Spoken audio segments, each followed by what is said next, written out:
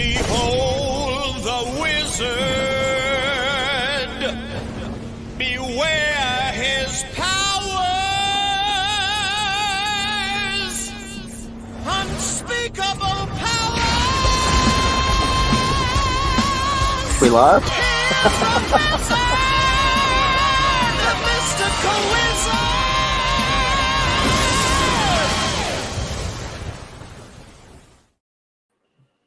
Greetings, travelers, whiz kids, and word players. And I'm back, finally, after a long, long absence.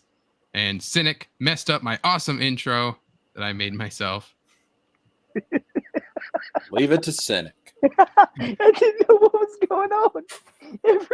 You've been on streams before. You play the long intro clips, and then you play the get hyped up clip. That's what the get hyped clip is. Dog, when the host mutes you, you stay muted until the host unmutes you. It's called respect.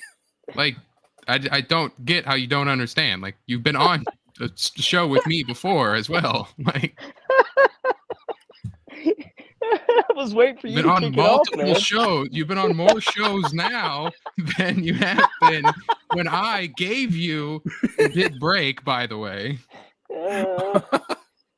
Wizard's like, I made you and I can unmake you, dude. Like, you gotta get anyway, that. Good intro, bro.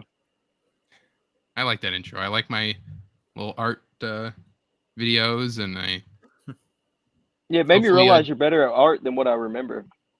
yeah, a lot of those are copying though. The only one that's not a copy is the Iron Man movie poster and the Wolverine drawing. But still good though. Good for copying. I'm proud of some of those. But and I have to kind of get the rust scraped off, but I am here for my first show, W.O.W Wednesday, with Stimulated Cynic, my unfortunate partner in crime. I get us busted every time. It's fine. And Jesker, who has graciously given my show attention. Hello, ladies and gentlemen. Get me to 1,000 subscribers, damn it. Get me to 50. That's what I want. I want money. I need ad revenue. Jesker, you got 3 channels. I mean, I do have 3 channels. I only pay attention to one at the moment, though. I'm saying, give me to 50. Why in the world do you need 3, Jesker? So one's a pop culture channel. That's this one. The other one's a gaming channel. And the other one's like for real world topics. Got you. But see, right now, I've just been paying attention to the pop culture channel. See, channels are kind of like children. You pay attention to one and the others get neglected. Yeah, makes sense. This is why I should never be a father. No, probably not. Oh, speaking of which, shout out to Richard. He's got a baby on the way.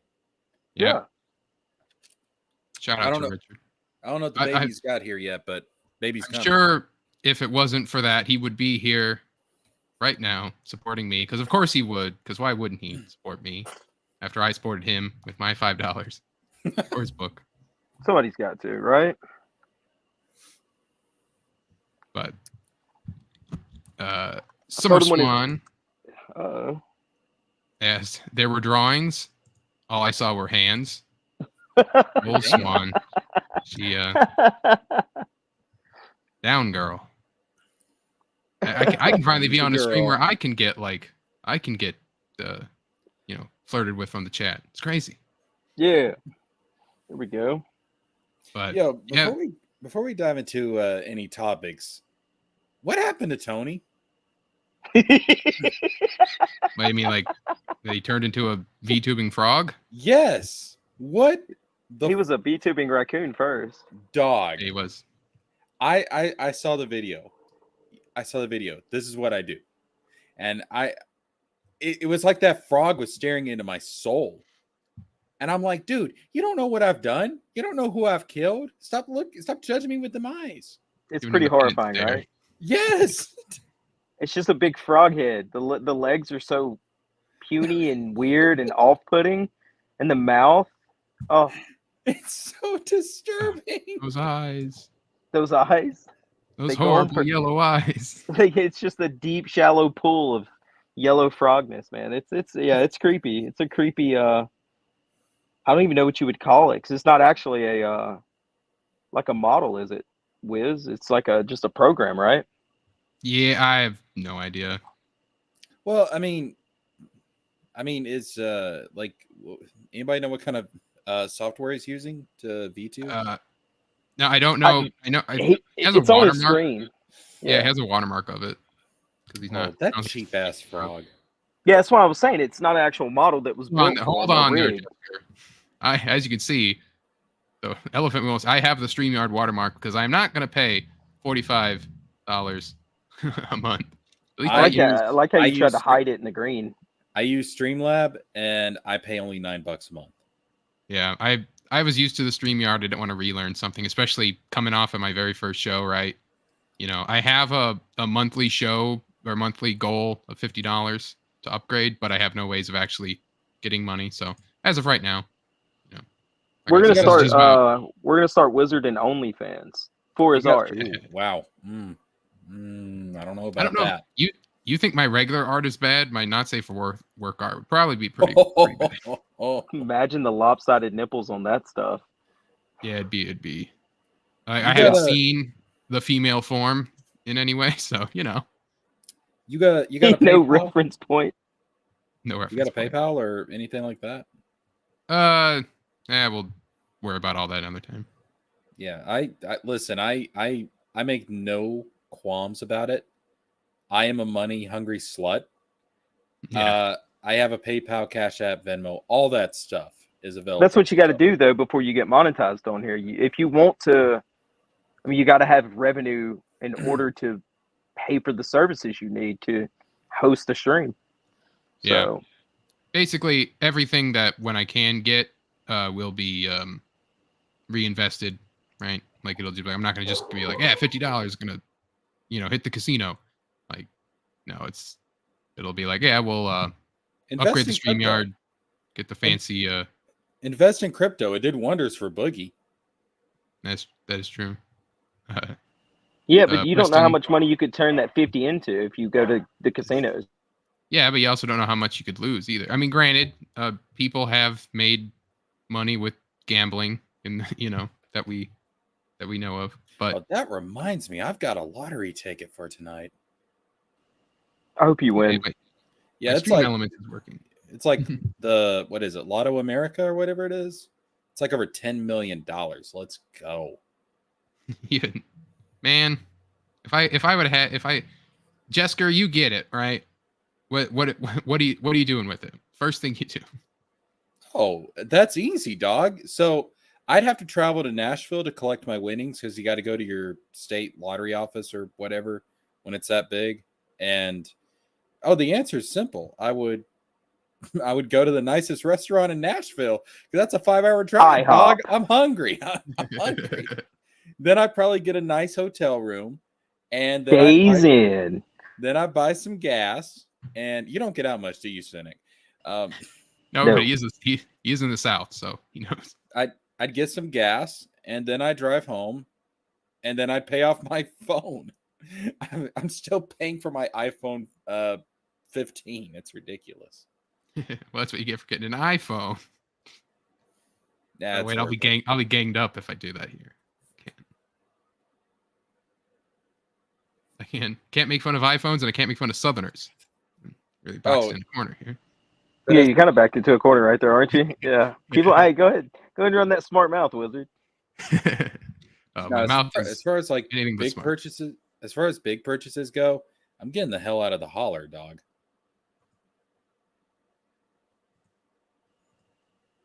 And Why? The holler's great. No, it's not. It was great at one point. Yeah, did you you're in East Tennessee though, right, Jessica? Yeah. You didn't get messed up by any of those storms?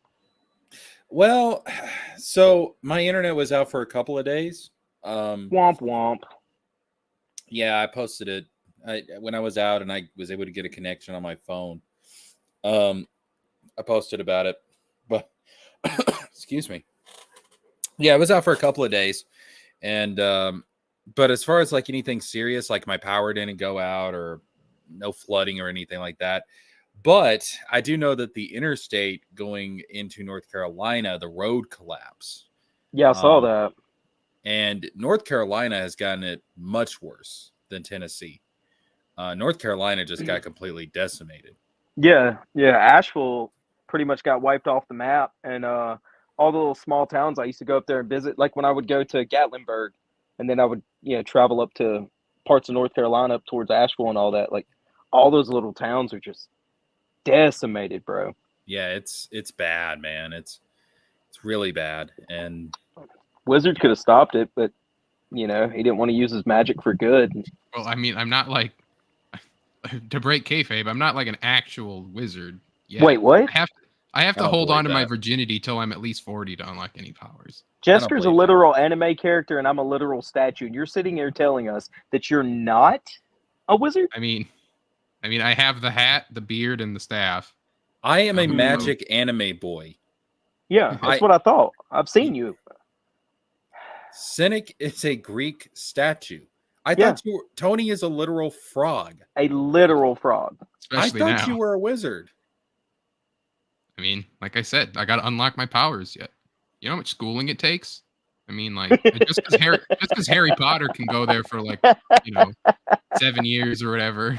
I mean that. Time.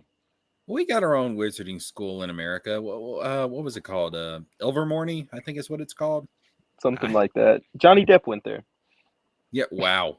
No. That explains so much, but raises so many more questions. No, I don't. Yeah, it does, doesn't it? No, I don't think. I don't know much about my Fantastic Beasts, but I don't think that Grindelwald was American. Yeah, but he went there in the. Yeah, I mean, didn't yeah, he he go went. there? Yeah, because that's when when the first Fantastic Beasts movie came out. That's when J.K. Rowling introduced the idea of Ilvermorny. God, we went super nerdy, super fast. Well, that's what That's the show is the point for. of the show. Yeah, literally No, just I mean, getting off of. Right, like we can just get on random topics and just keep going. How did y'all feel about Fantastic Beasts? I haven't seen them. I like aspects of it. I like the idea of telling the story of Dumbledore and Grindelwald, but I feel like it wasn't a story that needed to be 5 movies. And obviously they canceled it now. I feel like the original plan was just to make it a trilogy, and I feel like they should have just stuck to it being a trilogy. Yeah. But there's things about it I like. And I'm sorry, but Johnny Depp's Grindelwald is superior to who was it they cast for the third movie? Mads Mikkelsen. Yeah, Johnny Depp's was better. I mean that's the first choice, right? Like, yeah, they were right to choose him first. What do you think about the Harry Potter reboot? Into a TV series too. I don't think it's gonna translate very well. Real? See, I feel like a Go TV ahead. show makes it I think translate it's too better. soon. Yeah, Too soon. I'll give you. it might be too soon, but at the same time, like I understand the logic behind it because it's to make it more accurate to the books. And Yeah, but those books had a lot of stuff, a lot of filler. To me, that's a personal thing. I'll get crucified in the chat over saying that, but I think there was a lot of filler in them. and I'll bring the hammers and the nails to do it. I mean, they're novels. You know, They got. I mean, if you're a super long. novelist, right? You know, Yeah. they're novels. They kind of stretch on. That's why when I write as a writer, just steal someone's Tips catchphrase. Fedora. Yeah, they do. Isn't that right, George R.R. Martin? Like, I write with more of like comic scripts in mind, so they're shorter and they're easier. Yeah. Right. But Well, because you don't have to books- describe. You don't have to like describe the imagery for the reader. It's just there Yeah. for them to see. So well, even then, like the other things I write that aren't going to become like comics, they're just like I'm not going to describe a character's mood in this paragraphs and paragraphs of detail, right? It's like, yeah, they're sad, move on. Like maybe you can, if you want some more gravitas, you throw it in there, but I don't know. I was never was one for books. When's the last time you read the Harry Potter books, Jessica? Like from Philosopher's Stone all the way through Deathly Just Hallows, not or all just of them, but just just one of one them, book two in of them. particular? Yeah. Oh, let's see. Was it last year or was it the beginning? I think it was the start of this year. I reread Prisoner of Azkaban. Me too. So, in Prisoner of Azkaban, I mean, there was several things that when I was reading it, I was thinking, you know, it as an adult, it felt like it was a little too long to me. So now I think the movies hit it perfectly with their length because they weren't short movies. I mean, they were what No, 2 to 2.5 hour movies, they're pretty Yeah. stacked too. and they were filled. There wasn't a whole lot that they left out of them. Well, I think in regards to, I would say definitely in regards to Goblet of Fire, they left out Yeah, too much. I they mean, left. Um, Okay, I'll give you that one. Well, if we're Yeah. thinking Prisoner of Azkaban, they left out, and then the whole movies in general left out the entirety of like the Marauders, right? Like the connection Yeah. to the connection to Harry's dad with Sirius and Lupin and Wormtail, right? Like they just kind of like well, they implied that. I mean, they That's what I was about to say, didn't they? Yeah. yeah, but you never find out that that's really their map until like the end, and even then, it's a lot of implying when it's just like yeah. at least Yeah, but you even gotta in the assume. other I movies always they could have assumed. just said it. I mean, know? I knew coming out of the movie, the Marauders was Harry's dad and his friend group. Well, I mean, did Sirius, you Lupin? read the book first? I saw the movies first. No, and at that point, no. I had seen the Sorcerer's Stone for us Americans. I call it the Philosopher's Stone because J.K. Rowling is British. Damn it! But I saw the Philosopher's Stone first, the movie, the Chamber of Secrets movie, and Prisoner of Azkaban. And it was after the Prisoner of Azkaban that I actually went and started reading the books. So I saw Azkaban the movie before I read the books. But I knew that the Marauders that it was like Harry's dad and Lupin and Sirius. Like I inferred that. yeah, I that's what I assumed by the end of the movie because there was enough there to hint towards it, but they do straight up confirm it later on in was it Half-Blood Prince or Deathly Hallows where they actually show the flashback of them like teasing Snape. Deathly Deathly Hallows. Hallows. No, that's Half Half-Blood Prince. Yeah, Okay, yeah. because So those movies run together too. Pretty, you know what I mean? I know they're sequels to one another, direct Yeah. sequels, but like they do kind of blend so much together. Like you can't watch Deathly Hallows without watching. And even then, like they show them being friends, but they don't show that the reason they made the map was to hide Lupin as a werewolf, and they all became like animaguses. Like that's what I'm talking about. Like more like that. yeah, Like the Oh, no, reason no, for yeah, that's that true. kind of being like they just kind of were like, here's this map that we have, and then Lupin Yeah, knows how I it get what works, you're and then saying. that's kind of Well, it, right? You know, coming out of the movie, yeah, like I just assumed, oh, they made a map so they could sneak around and get by the teachers and get into trouble and stuff. You know, they're teenage boys. That's, it's what teenagers do. They're sneaking around doing stuff they shouldn't be doing. But I just assumed like that was the general idea. And again, it wasn't until I read the book I was like, oh, it's actually because they were trying to hide Lupin being not a vampire, a werewolf. Yeah. So that's one reason why I'm glad this reboot is happening because what's up, TJ? He's in the chat. What's up, TJ? So I'm glad they're doing the reboot because after reading the books, you go back and rewatch the movies, and the movies are all masterpieces. I mean, don't get me wrong, but you do notice like how much is actually missing, and you have to try and keep in mind like these movies are an adaptation of the books. They're not supposed to be one-to-one to the books because if they were, each movie would be like 7 or 8 hours long. So that's I think doing like a book per season, which is what their plan is. I think that makes a lot of sense. I'm excited for it. I'll check it out. I do think it's too soon though. I think everybody's mind is still stuck on, Emma what's her name, Emma Watson, and everybody else as Yeah. Harry Potter and them. And Yeah. they've kept them so fresh in everybody's mind as those characters still by doing the Yeah. what was it ABC. the ABC's Family Harry Potter weekend every other fucking weekend, dog. Or Yeah. USA Network yeah.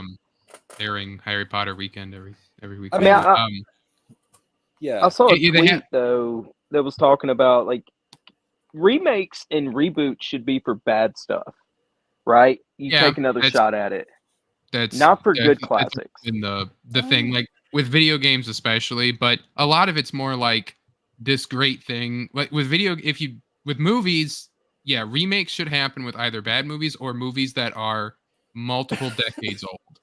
Well, Yeah, like I- in our generation, we started getting tons of remakes from our parents' generation when they were our age, right? Yeah. Granted, When- me and Jessica are a lot closer. Well, Jessica's probably right in between all of us, me and you, Wizard. Yeah, So, just but we all hit that stride where, I was watching a movie and my parents were like, oh, they made this movie when I was a kid, and we could kind of bond over that and watch movies together, especially me and my dad. Man, Harry Potter's not that fucking old, bro. Well, to be fair though, this isn't a reboot; it's a Remake. It's an adaptation of the books, right? Like Yeah. it's so another it's a adaptation remake. of the books. Like if it's a remake, they're following the plot of the movies. I consider it a right. remake. I see where you're coming from, but I still feel it comes off to me as a remake. It's so to me, I'm all right with it because I understand why they're doing it to make it more accurate to the books, Yeah, I get to that. include more stuff. So it's not like there's not a reason behind it. Now, if it was just like, oh, we're like, if the movies had been like 90% accurate to the books and included like 90% of the stuff from the books, and then they go and they're like, well, we're gonna remake it. It's like, why? Yeah. Yeah. Like, how much more Like accurate could you actually get? If you're doing Lord of the Rings, right? Like if you're doing like Yeah. we're gonna do a Lord of the Rings TV show that's not Rings of Power, but like Lord of the Rings TV show that's adapting the books, right? Like all the way through. Yeah. And it'd be like, yeah, like but the movies are still good. And granted they cut stuff out and they move some stuff around, but like, Yeah. well, Well, as long I don't think it this depends series is on- gonna. I'm sorry. Go ahead. No, I was just saying it depends on if you want to like replace the book or give like a thing for fans to be able to be like, this is like we can get into that with like Last of Us, the TV show, and all Yeah. that stuff. Well, Fucking Last of Us. Fucking I- stupid. Fucking stupid. fucking stupid. God fucking shit. Sorry. you need help. Man, The Last of Us 2 broke me, man. Oh God, I know. It Yeah. broke me. Well, And every You- time I can't even watch the show now. That was the last game. Well, I pre-ordered Elden Ring because it's a FromSoft game and Lies of P. Mhm. But that's the last game that's not like a Soulsborne type game that I will ever pre-order. Dog. I mean, I have a friend at work who he saw The Last of Us season 1, and he's excited for season 2, and I'm like, you're gonna be disappointed. oh yeah. Well, Yeah. I What? mean, so this is something that we could talk about. But Last of Us 2, do you think that they will in any way fix the problems they had, like with their season 2? Do you think that they can? Mm, They You can talking pull it about out the and make it show? work. You think they can Yeah. fix what they did in the game? Yeah, like so Last of Us 2 No. Last of Us 2 had maybe one or two people that didn't like it. No, Yeah. but obviously Last of Us 2, very divisive game. one or two or 1 or 2 million. My problem's not with killing Joel, right? Let's just talk about the elephant in the room already. Fine, kill him, but I think they fucked up. The way they done it was disrespectful. Yep. It was a little too soon in the game, It was right? like right at the beginning. And then, not only that, then they preach to you the rest of the game and give you zero resolution in the end. Yeah. So they're preaching to you, oh, you shouldn't hate everything, you shouldn't be about hate. Look what hate does, blah blah blah. And then they don't give me the option to either kill or not kill at the very end. If they would have done that, I would have looked past everything else. Well, if it okay. was my choice. So my thing about it is, I feel like I think like Joel should have survived probably to near the end of like I'm not having a Midway or problem. to the end. Yeah, I somewhere. don't have a problem with Joel being killed off because Yeah. I mean it's a horror survival post-apocalyptic zombie world. I mean, Yeah. of course, like there's a potential for him to be killed off. Yeah. So that I don't have a problem with. I have a problem with how they killed him off. I have a Yeah. problem that they did it right at the start of the game because everybody going into that game was looking forward to, it's another rip snorting adventure with Joel and Ellie. Let's go. Yeah. Oh yeah. And I feel like if they had gone through this game and letting us have that, and then at the end they kill him, and then the third one is about her trying to get revenge. See, Yeah. that's what I was That gonna would've been say. better. God, I think that you're so right. They left so much money on the table. How about Mhm. they gave us if number 2, I think, now hear me out here, should have been you remember the flashback where Ellie went all the way back to where they saw the giraffes, the hospital or whatever, where the doctor got killed, Uh-huh. and Joel went out and found her. Well, how about Joel didn't go out and find her? She ran into what's her name, the big buff bitch. Abby. And they became Abby. and they became Oh, yeah. friends. Yeah. And then came So- back to where Joel was. Boom, game 2 ends.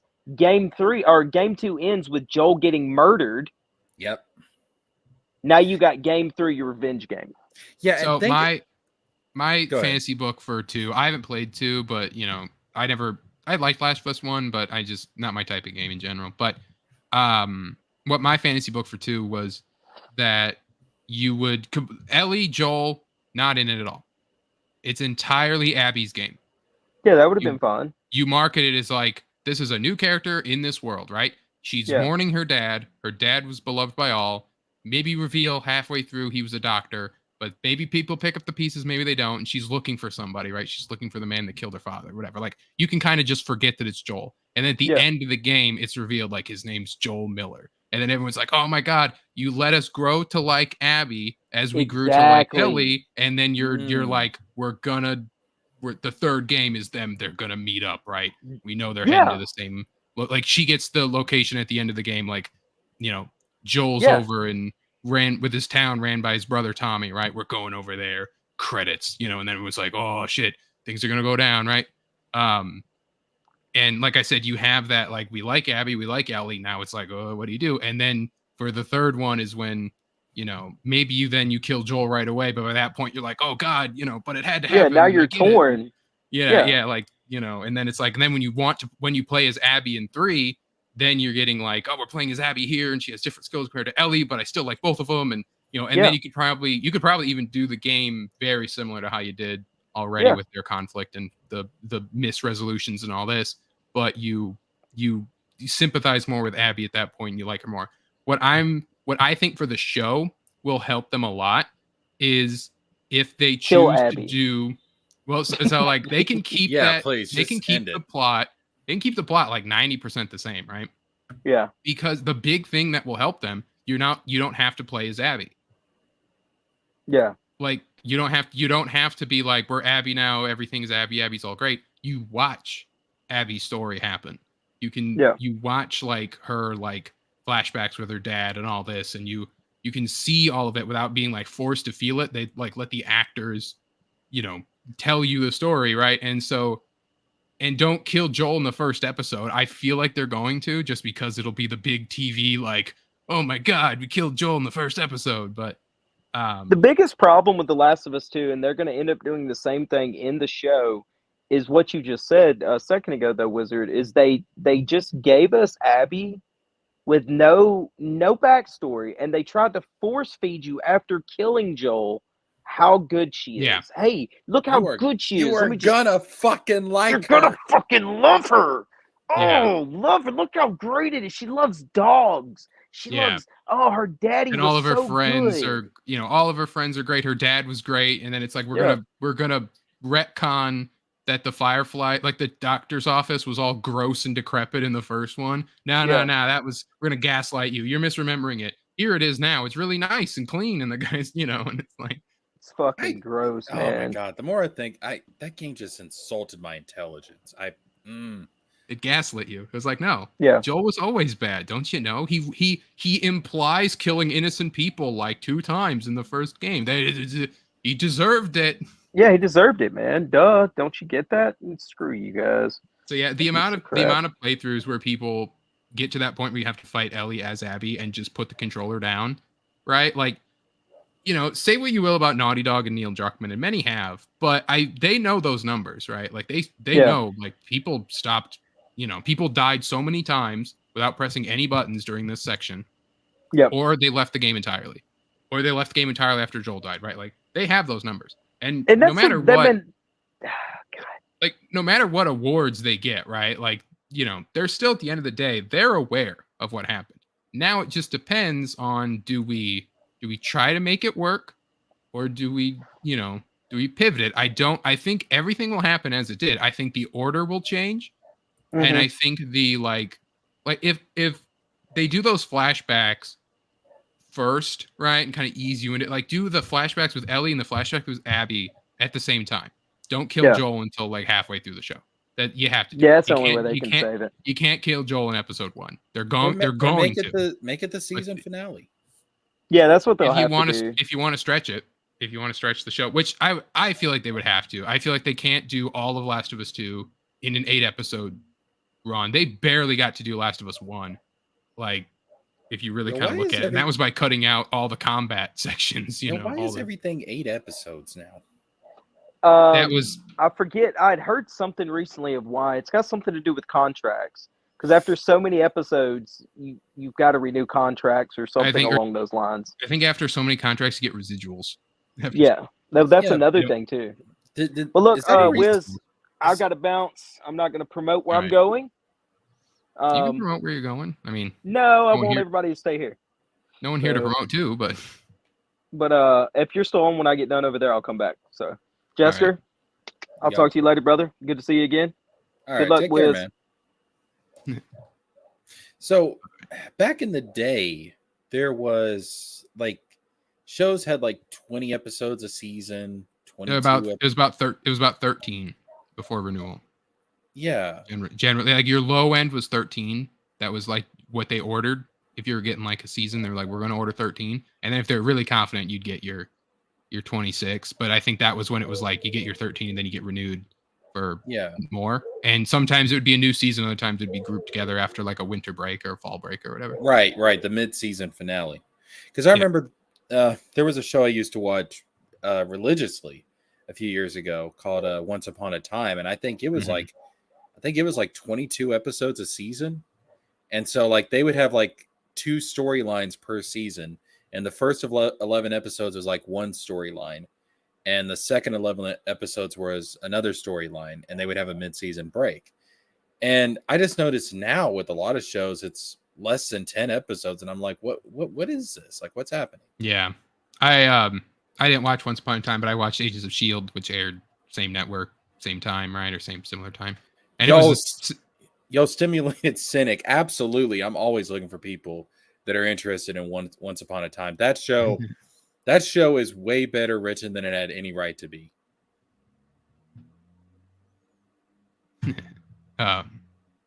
Yeah, so Agents of S.H.I.E.L.D., that had its mid-season finales were usually like big deals, and then you'd have to wait, and then they would come back, and then they have their big season finales.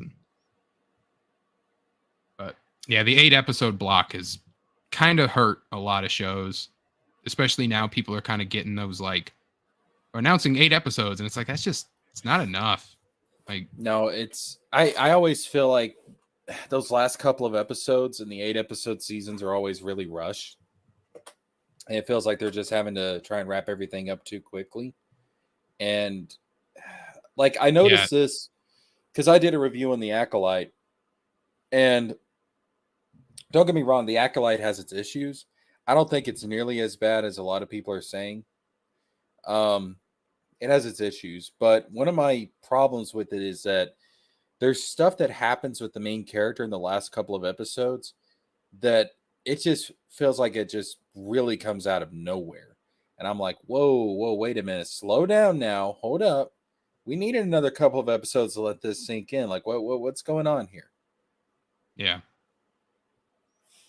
I feel like those 8-episode shows, when you watch them on Disney Plus, it's either like with the Marvel ones is the only really ones I've seen. Well, and like Mandalorian, but it's either a show that's getting kneecapped to 8 episodes or a movie that's getting stretched out to 8 episodes, and it, they don't work a lot most of the time.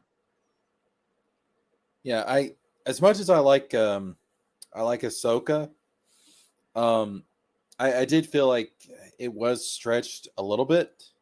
I felt like it could have been probably done as a movie. There's always one episode where you're like this did not need to be here at all, right? Like this is like the one Mandalorian where they're on Coruscant. Coruscant fans enjoy, but at the end of the day, what did that episode give us? Of that, nothing. It was nothing. Yeah, a little bit more into like the Moff Gideon. A little bit more into that, or maybe into Thrawn's plan, whatever. But it was still just like that could have been a dialogue. It didn't have to be a whole long 40-minute episode. Yeah, just like with the Kingdom Hearts Recoded, could have been a cutscene in Dream Drop Distance. It didn't have to be a whole game, dog. Even then, like if we want to get back, pivot into Kingdom Hearts, but like wasn't Recoded really just to tell the reason, like what was in the letter that Mickey sent? Like it wasn't even. So it was literally to explain what was in the letter at the end of Kingdom Hearts 2. It was to make the current cast of characters aware of all the people connected to Sora, and that Sora could save them. And Nomura came up with it when he was drunk. Like, I'm not even joking. Like, he was at a bar, shit-faced drunk, and he came up with the entire plot of Recoded in one night. Like, he got an ad for like antivirus software on his phone and was like, "Guys, I got a game." To me, it's one of those things where it's like, okay, you could have told you could have got. So the main thing in Recoded is that it's to basically explain to Mickey that Terra, Aqua and Ven, Roxas, Xion, Naminé, all of these people, they're connected to Sora. Sora has to save them. They all have their own, issues going on, and only he can resolve them. And I'm like, all right, so just have Naminé put this message in the journal, and instead of turning the journal into data, have it be some kind of magic spell. And when Mickey touches it, or when Sora touches the page with the magic in it, it delivers that message to him. You could do that in a cutscene at the beginning of Dream Drop Distance. You don't even. All you need to do is just put it in like a Jiminy journal.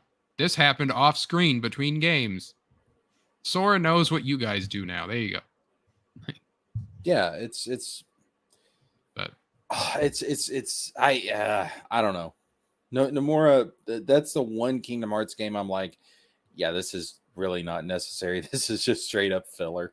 Like, there's the only thing, like, because I've played through the ones you can play through besides Chain of Memories and watched, like when you buy it on the console, right, and you get the collection. Yeah. I didn't play through Chain of Memories, but otherwise, like, I watched the cutscenes, right? So with Coded, it was like, this is kind of like, what do I need to even learn out of this? And I looked it up, and it's like the last cutscene of the game. Yeah, the last cutscene. That's it. It's like, you don't have to sit through any of that. Which is ironic, too, because Recoded actually has some of the best gameplay in the series. Yeah. Like, like Birth by Sleep and Dream Drop has the command deck. A lot of people would argue that Coded has the best version of the command deck.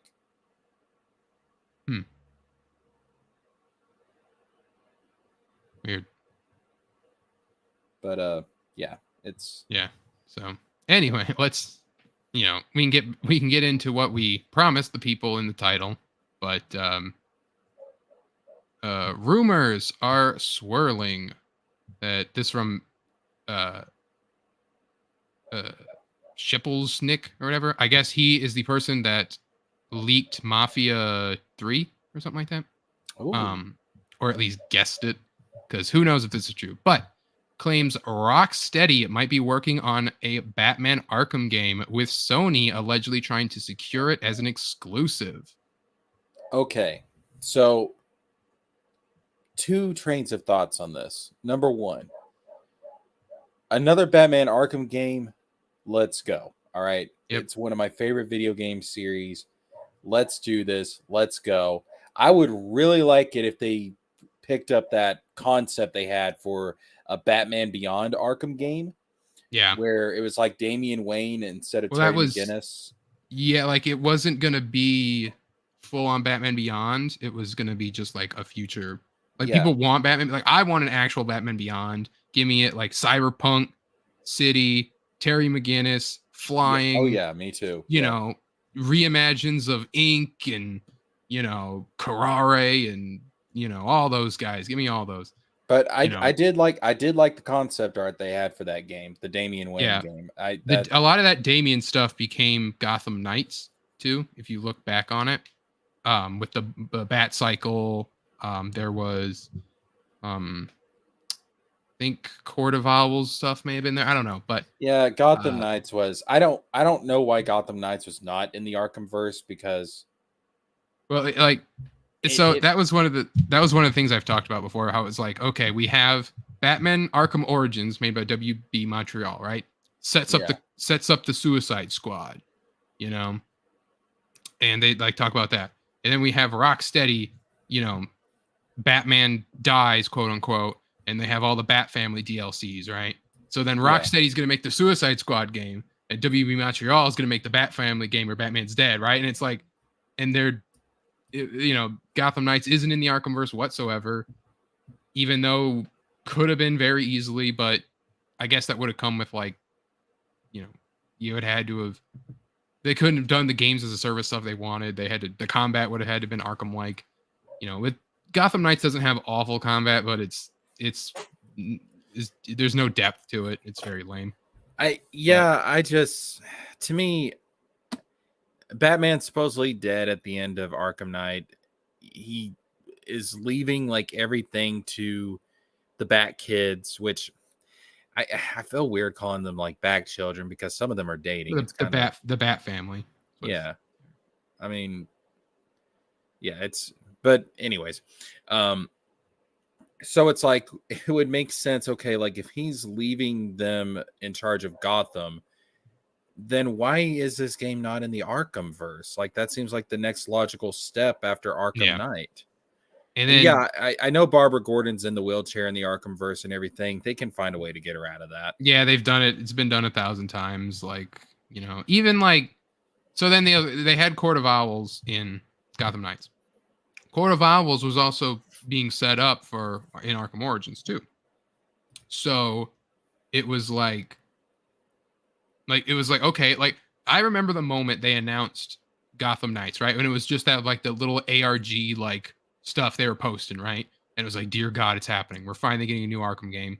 And it was like the Court of Owls was hinted. It was like, oh my God, it's going to Origin sequel before Asylum, Court of Owls. Like, let's go. It's going to be so good, you know? And then it was like, okay, well, there's other factions and all this. And then it leaked out like, it's not in the Arkhamverse. It's a Bat Family game. Batman's dead. Games as a service type deal. And it was like, oh, you know, it all went down, right? And then it was like ass. Just ass. Yeah, and then it was just like Rocksteady gonna do a Suicide Squad game. Oh, okay, that's cool. Well, it's games of the service. For fuck's sake, right? 2 games as a service, like, and granted, Gotham Knights live service stuff got removed forcibly. You can see it when you play that game. That you can tell that was a lot of that was supposed to be like live service, loot boxes, all that stuff. They've removed all that. After the failure of Avengers that sent ripples down the superhero video game landscape for a while, that now Suicide Squad is the other one that it will send ripples down the superhero video game landscape for a while. Like Avengers was so bad that it hurt Guardians' sales, it hurt Midnight Suns' sales, that ruined both of those games, right? Like the reason Square Enix sold Crystal Dynamics. Yeah. Square Enix sold Crystal Dynamics because of that. Yeah. Because of Guardians being bad. Yeah, And they gave up that, and they gave up Tomb Raider with that, and it's like, yeah, whoa. because they lost so much money, they had to recoup it by selling it to Embracer Group, and Yeah, like all because Avengers didn't do well. Square Enix is not doing good right now. And yeah, Midnight Suns, which was a great game. Like I love Midnight Suns. It sales hurt because of that. It was like Marvel stuff. It hurt. Like people didn't want it because Avengers was so bad. And then And, Spider-Man PS4 came along. Well, that was no Spider-Man PS4 was before. Oh, it was? Yep, Spider-Man PS4 happened first, and then Avengers came out. Oh. So everything the catalyst was Avengers, because even Spider-Man 2 has its problems, and it's very low compared to Spider-Man 1, and that's a whole other thing. But like you could argue that was because Spider-Man 2 feels rushed. Why would they need to rush Spider-Man 2? It's because Marvel Games needed a best-selling game because Avengers hurt Guardians and Midnight Suns. So yeah, that's kind of crazy when you think about it. Like the Marvel's Avengers is like every single superhero video game since is influenced by it, mostly by trying to not be that.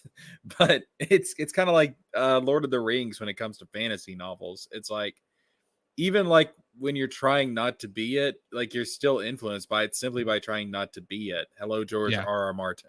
But that's kind of crazy how like certain things can have that wide of an influence and an impact on something. So even like on the other side of the aisle, like with Gotham Knights, like I said, they removed the games as a service stuff. Gotham Knights only came out like a year, I think, after Avengers. Like it was still going. Avengers was still going when Gotham Knights was out. And so it was like they knew it's like, don't do games as a service for the love of God. You'll ruin it all. And so right now we're at a point where Marvel is kind of picking up the pieces, right? And they're like, okay, we got Insomniac with Spider-Man 2, and like Miles Morales came and went, and that I think that did okay. Like that's a good game. I think it sold well. It was cheaper, whatever. Yeah. That was after Avengers. And so they had their Spider-Man 2. It has its problems, but I think they know they just rushed it was its problem. They just rushed that game out. The Venom climax never should have been in that game. Like my thinking was you should have ended that game getting the black suit and kind of hinted at like that it was making you bad, but otherwise like you end the game with the black suit and then you go into 3 and you set up Venom for that. But or you lose the black suit at the end of 2 and then you set up Venom for 3. Well, the setup for 3 now is Green Goblin, isn't it? Yeah, the setup for 3 is Green Goblin / Doc Ock's return / Chameleon / Carnage / there's a lot of setup for 3. They're gonna have to cram a lot. Oh God, are we doing Sinister 6 again? So they did Sinister 6 already, and most of those Sinister 6 are dead now. So it's just a new Sinister 6? So did you play? You didn't play 2 at all then? No. Okay. So Craven hunts the Sinister 6, most of them, and kills them.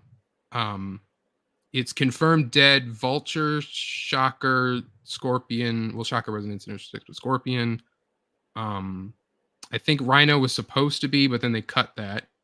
But yeah, so basically, and then Craven is killed by Venom, and so it's like and Doc Ock is implying he's going to come back and enact his revenge, which might be like Superior Spider-Man. He's going to swap brains with Peter Parker. Basically, it's like Spider-Man 3 is going to have way too much going on.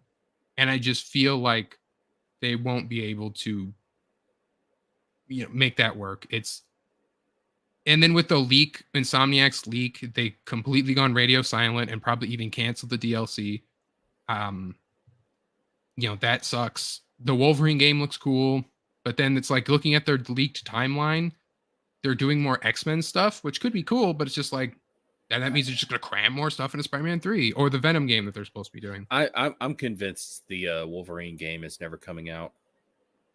I don't know about that. I mean, like, I think they just have gone radio silent since their leak, because their leak was a lot of stuff, and there's a lot of like personal information, stuff like that. It wasn't just like the gameplay stuff. Like that stuff everyone posts because we want those games and stuff, but like there was like emails and names and I think bank information, all that stuff got leaked out. Like so they were like completely like disappear off the internet, and so we'll see what what becomes of that. But back to PlayStation Batman Arkham. Yeah, I think this is. I don't think this is real.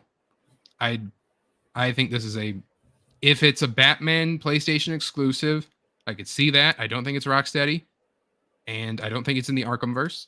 I think it'll just be a new Batman game that is like AAA and it's got some money thrown at it, and it's not trying to be this big loot box money making thing. It'll just be a simple and clean, like simple and clean is He'll the just, way that you're. Oh, well, look, you just got a copyright strike. What happened? not monetized, so it's good. But yeah, so I think it'll just be a nice Batman game with some money behind it and PlayStation exclusive, which also means it'll be PC too. Like that's how they do it. So I actually have the inverse opinion on this. I do think that they're working on a new Arkham game.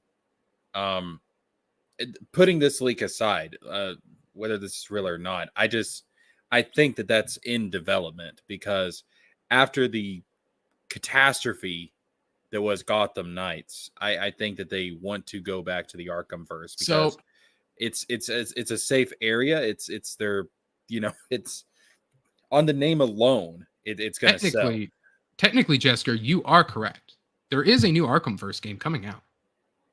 Oh God. Batman Arkham. I think ironically, I think it's Shadows. Isn't like that VR? It's a VR game. Yeah. Yeah, It is. It is in the Arkhamverse, That and don't it takes count. place before Asylum and after Origins, and it got Roger Craig Smith back to voice Batman for that. It actually has combat and stuff too. Have you seen you can watch the trailer for that? It doesn't count. I mean, It's VR. It Arkham. doesn't count. To be fair though, if that sells well for VR stuff,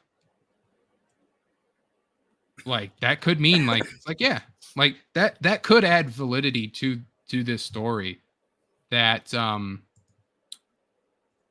hey, we're going to be doing this Arkham stuff. We want to do this Arkham stuff. I think that they are working on another Arkham game. I think that's, a real Arkham game that's going to be on an actual console that you use a controller for. But I don't think it's going to be PlayStation exclusive. There's some Arkham there. Spreads through Gotham like a plague. They're finally bringing in Ratcatcher. Ooh, hold Even up, if it pause. consumes me. Who's voicing Batman? That's Roger Craig Smith, the voice from Arkham Origins. I don't know what else he's done. Damn, it's not Kevin Conroy, but damn, that's.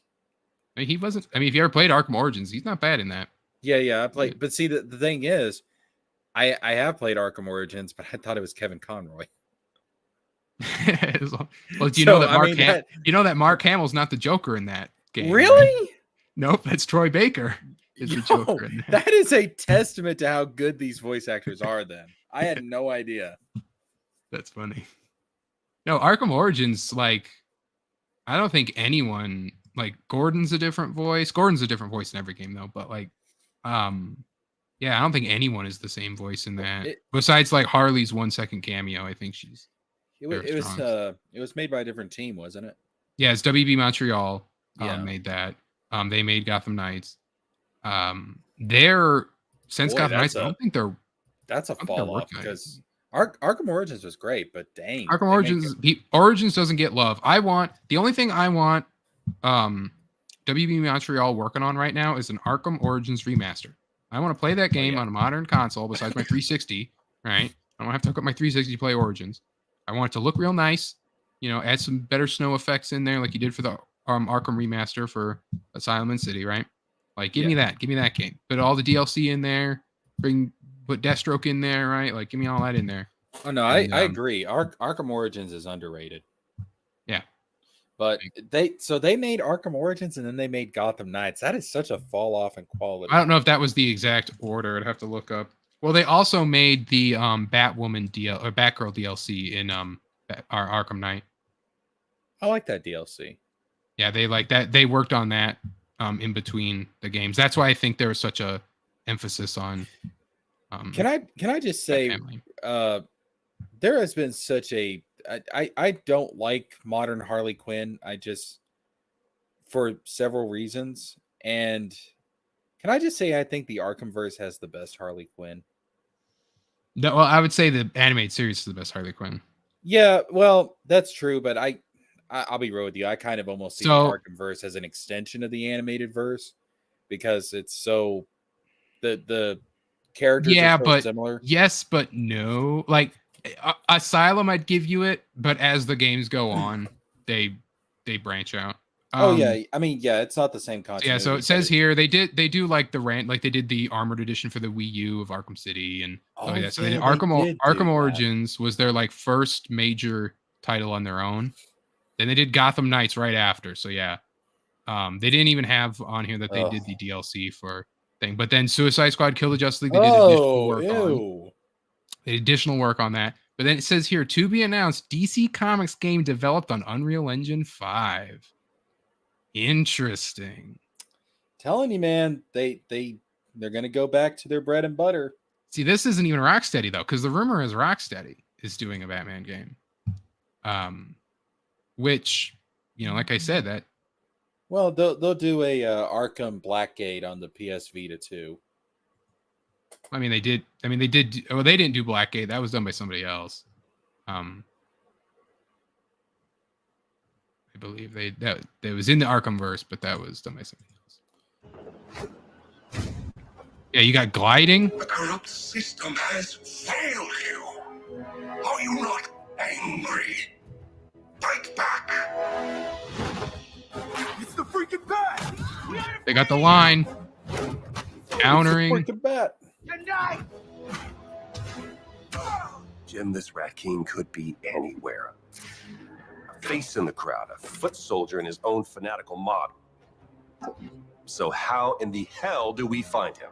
Targets. And see that's Troy Baker, because that's Telltale Batman, but I don't know who he's playing. I don't know if he's playing Dent. I think it might be Dent. Because this suit looks like Two-Face's suit. Yeah, well, yeah, like a precursor to Two-Face. Yeah. Because I think even Troy plays Two-Face in the Arkham games, I think. I know he has before. Because the rolled up sleeves are what tells me this is Two-Face, because he has the rolled up sleeves in the Arkhamverse. For all city employees, civil servants, public officials. Wait. Was that Harleen Quinzel? Yeah, because this is after Origins, so this will be her like turn into madness. So I think this is Crane, or I think it's supposed to be Scarecrow, because I said that he's supposed to be. And so also, if you look at his tie, it's like a bolo tie, but it's like the little noose tie that he wears. So that's cool. I like that. This cool, smart character design for that.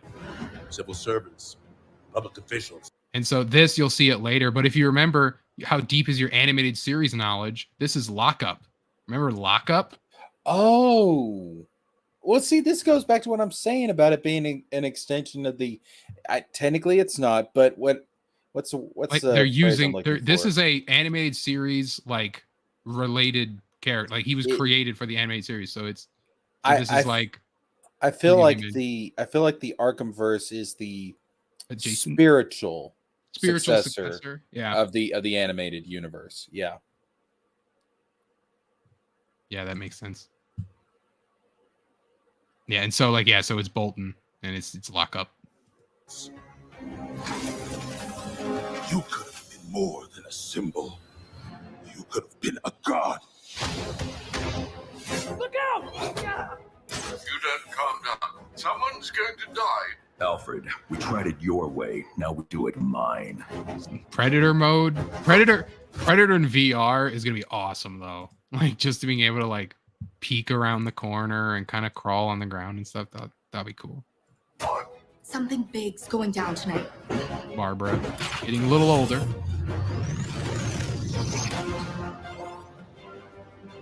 We repress our rage, our fears. It feeds the shadow deep inside us. You can see ventriloquist. Actually, in the flesh this time. You never see ventriloquist. You only hear about him. Yeah. Is Joker in this? Well, it's an Arkham game, so he will have to be. inside us. Yeah, so you get a lock-up boss fight. You see, he's got his. Wrong with Gotham. I'm done holding back. Yeah, Arkham Shadow. I can bring the Rat King to you.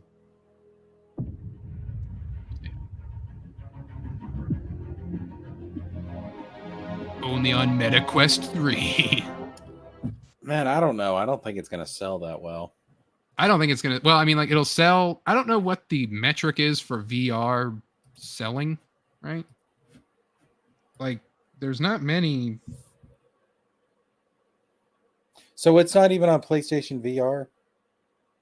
Hey, no, it's not. No, because the other one's on PlayStation VR, right? So it's like you want to play all the Arkham games, you got to get 2 separate VR headsets. So where is Summer this- Swan? Hold on, Summer Swan announced Yo! we hit 50 subscribers. Let's go, baby.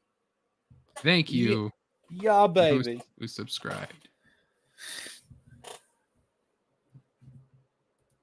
So anyway, you were. Oh, yeah, like the leak was saying that the next Arkham game is going to be exclusive to the PlayStation 5. If this game isn't even on PlayStation VR, Sony kinda allegedly trying to discounts the secure it rumors. as an exclusive. yeah. See, And so the actual don't think quote, we'll that's say the gonna actual quote of what the guy said, because Game Awards had tweeted out, name your dream game developer for the next Batman game. So then the leaker had said, not sure which studio's people's dream is, but I heard Rocksteady are back making it. I also think Sony are trying to money at it. LOL. So it's like basically like, they want it. okay. They want it on their thing. I think they're working on an Arkham game besides Arkham Shadow. I think it could get announced at the Game Awards. I could see that happening. No, well, so what I see this right now. So if there's one big money burning, never terrible review elephant in the room, and that is Suicide Squad Kill the Justice League. That game was actually made by Rocksteady Studios. This whole time between night, they were making this game, which actually, if you kind of look at Suicide Squad, I don't know how much you know about Suicide Squad, Jessica, the game. Suicide Squad takes place in Metropolis. Yeah. Right? Luthor is one of the characters that helps you out, right? Lois Lane does these like things, right? Brainiac is the villain. Yeah. They made a Superman model for the game. Yeah. They were not making Suicide Squad since Arkham Knight. They were making a Superman game after Arkham Knight. Yeah, of course. And then they were told, hey, games as a service is the future. Yeah. Because everyone wants a Fortnite. That's the thing with the video game industry and the games as a service. Everyone wants their own Fortnite. That's going to make them a bunch of money and I want all these Fortnite skins and all that. Everyone wants a Fortnite. And so it's like, we can make a Suicide Squad game and we can have our own Fortnite where people will pay to add all these heroes to the game and all this and skins for all the Suicide Squad that they love because they love the Suicide Squad. Kids love the Suicide Squad. It's like, yeah. And you look at like, no, like no one does. Like no one. Suicide Squad had their kind of hype, but that was years. That was like before the movie came out. That was like Batman Assault on Arkham came out. Like which that movie is in the Arkham verse, but I don't even know about now how that fits into the Arkham verse because the Suicide Squad game is in the Arkham verse, which even that is a dumb idea because there's a lot of like weird lore inconsistencies with the Suicide Squad game. Like one thing people pointed out is that Poison Ivy comes back to life in Suicide Squad, right? That's part of like your gear giver is a Poison Ivy. But it's a kid Poison Ivy that has been regrown from like the plant that you see in Arkham Knight after she died. Did the baby Groot? Sort of. She's older. She's like 9 or 10, right? That's stupid. So Harley Quinn talks about having a relationship with Poison Ivy. Oh no. Like they do in the modern comics. The thing is, Jesker, if you play the Arkham games, never once, besides a tiny little moment, even then, not even, is there an even hint of a Harley Ivy romance. Because in the Arkhamverse, Harley is 100% dead set on the Joker. Yes, He and does not sway at all. That's one reason why Arkham Harley is the best Harley is because people today have this idea that if the Joker wasn't there, Harley would go back to being sane, and she would be, well, maybe not go back to being sane, but she would be an anti-hero, whatever. I've always believed, and I think the Arkhamverse portrayed this great, is that her identity is so wrapped up in the Joker that when he died, she just went even more insane. And to me, that makes way more sense, and that's way more interesting than turning Harley into this anti-hero. Yeah. Like, yeah, Harley Quinn's revenge, right? And she's like fully like crazed and she's doing all this stuff, right? And that, and then Arkham Knight kind of lost a little bit of Harley's like craziness, I guess, like her mourning. Arkham Knight Harley, not the best. I don't like Arkham Knight Harley at all. Like, honest to God, they could have just made her the villain of the third one. Yeah, I mean they could have. But not the Harley that we got. Like the Harley that we got is just Arkham City Harley, but annoying. And didn't they? Correct me if I'm wrong, but wasn't there in the credits of Arkham City, she was singing like a lullaby? That was So what happened was in Arkham City, they set up a pregnancy storyline with Harley, and if you go up to like the steel mill office, you can find a crib with Scarface in it, and there's like a positive pregnancy test on the ground next to her suit. Right. It's not pointed out. It's meant for you to find it and be like, oh. So that was when Paul Dini wrote Arkham City. Paul Dini left the game for Paul Dini didn't write Arkham Knight. And so they cut that out. If you go to the DLC, if you go to that same location, there's a bunch of negative pregnancy tests on the ground. And it says on the box, you see the box now, it says like test may come back false positive. So she was never pregnant. Oh, don't do that. And so, yeah, they cut that plot line out entirely. There's a theory that there's the moment in Arkham City where Harley runs at you and you counter her and you throw her onto the ground. There's a theory that that Batman killed her baby just then doing that. Oh, that's dark. But yeah, that's one of those like 2010 dark theories, right? But so it's the actual reason that Paul Dini left. And so they didn't get to finish that story that he wanted to do. That's one thing I was disappointed about, which I mean, I think that Arkham Knight is the weakest of the Arkham games, but I still like it. But I do wish they would have carried over that storyline, because think about how insane a grieving Mama Harley would have been. Yeah, she had like the baby in the papoose, and the baby's all like white with green hair, and she's like, "We're gonna kill this guy, baby," and then he's like, "Goo goo," Mama's right? gotta go avenge Dad now. We're gonna kill the Batman. I'm actually playing through Arkham Knight again because of these rumors were coming out, and it's a Halloween game, so it's like, yeah, it's Halloween time, and I don't really like to play scary games, so I'm like, I'll play this one. And I'm also playing through Fallout 4, trying to get the platinum on that, which is also sort of a Halloween game because the bombs dropped before Halloween. Shit. So I just had Halloween crazy decorations around. I just had a crazy idea. The third Arkham game, they go with the Mama Harley plot. She's got the baby. Harley dies in that game. Batman takes on Joker's kid as the next Robin. It'd be like those like messed up Batman Who Laughs Robins. Have you seen those? Well, just because his dad was crazy doesn't mean he is. Yeah, but if you go in the logic of the game, the blood makes you crazy. That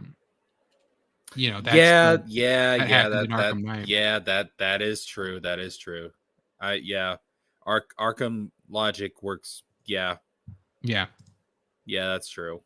That if you kept that plot point, which is only introduced in Night, to be fair, so you didn't have to keep that plot point if in this fantasy booking, right?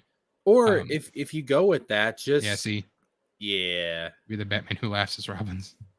Or if you go that route, maybe have it be like a plot point of, is it nature or nurture? Like, can Batman change this kid? You could go that route with it. Yeah. So even then, going to Arkham Knight and how the Arkham Knight leaves everything, right?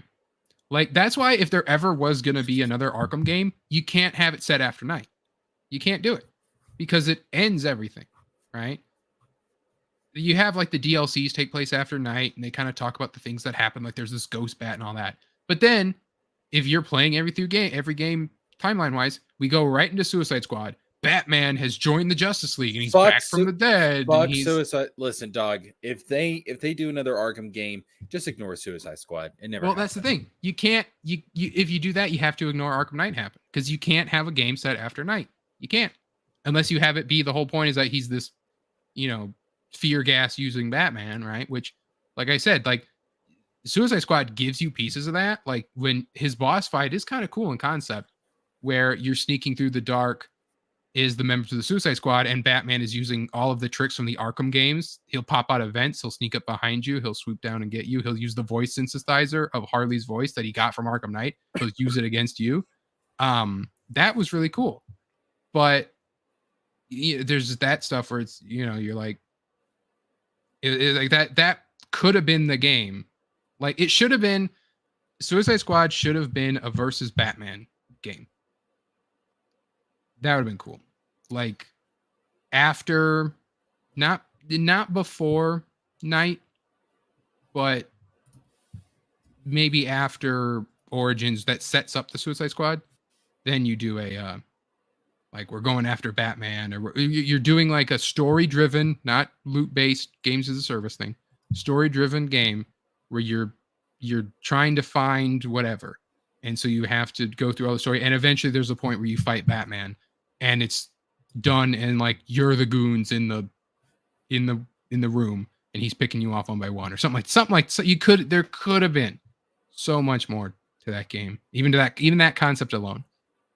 Because Origins multiplayer did it. Remember, Origins had multiplayer at launch,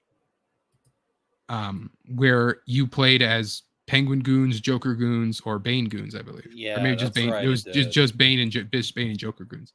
Yeah, and you were like, you're doing like hold this point and all that. But while you're doing all your your first person shooter multiplayer stuff, Batman and Robin are in the rafters hunting you, trying to take you down. And like people enjoyed that, So even something like that again would have been cool. Keeping Arkham Knight in continuity, what I think would have made the most sense is you do something like Gotham Knights where you play as the Bat family and they're like taking charge of Gotham, continuing Batman's legacy. And then at the end of that, somehow bring in Damian. I know Talia's dead, but maybe she could have had Damian before she died. So they mention in Arkham City, like the night in Metropolis, right? Like people even thought back then, like when she's like, after that night in Metropolis, you could have just called, Bingo. Yeah. I think they should have just I think they should have done that. I think they should have just done like a Gotham Knights type of game in the Arkhamverse. Bring in Damian at the end. Because imagine, like, instead of Batman adopting or taking in Damian, you could have had Dick Grayson take him in, and you could have had a lot of interesting dynamics with him and the Bat family. I'd say you'd even go like, I wouldn't bring in Damian.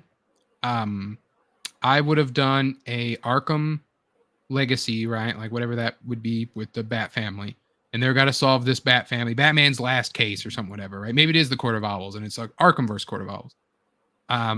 They solve that, right? And then you set up like Batman's alive and he comes back. And it's just some type of hint that it's like, maybe we'll need a new Batman. And you show like a young Terry McGinnis or something like that. And then the game ends. And so then you set up Arkham Beyond and then it's a Batman Beyond game in the Arkham Beyond. I like that. Arkham Beyond. Like that's I a just sexy title. If this is what PlayStation is giving me, like give me Arkham Beyond. Like just like the Kratos meme of like, and my life is yours. Like give me a good Batman Beyond with, like the way Arkham Knight looked still for being almost 10 years old. You know, it's insane. And it kind of worked off of that. Arkham Beyond, Inc., you know, Stalker, Shriek, you know, like the Batman Beyond Rogues Gallery, you know, and it'd be great. And people love Batman Beyond. There's still a whole lot of like nostalgia for that.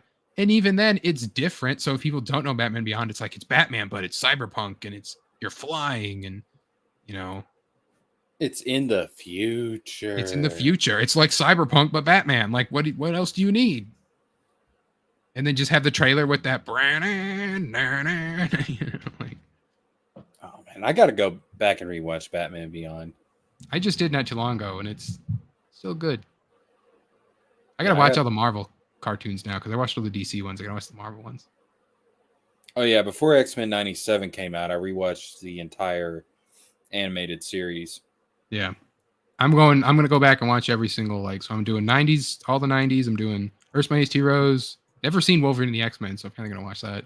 I watched. Gotta watch few months Evolution ago. again. Watch Evolution again. I rewatched Evolution recently too. No, I rewatched Evolution. I rewatched Wolverine and the X-Men. It's God. I mean, they're all good. They're all good. Yeah, there's so many bang. I gotta watch Spectacular Spider-Man too because I haven't seen Spectacular Spider-Man since it's aired. Hail Red. Oh my God, I love Spectacular Spider-Man.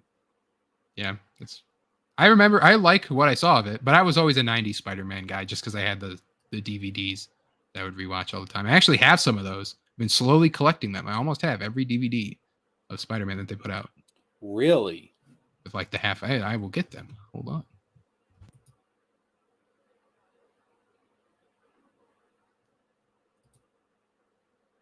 I haven't rewatched Spider-Man the Animated Series in a while. I've not seen the 90s show in a while. But I used to watch it all the time. Like it would come on Toon Disney and stuff. It was good.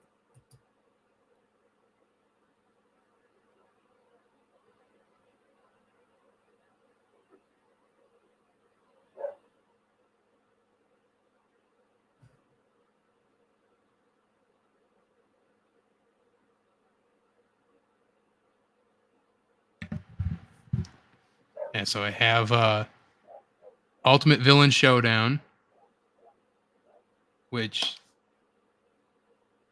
I can't remember which episodes this one has. It's Green Goblin, Doc Ock, and Kingpin. Oh, that's so cool, man. Spider-Man and Doc Ock.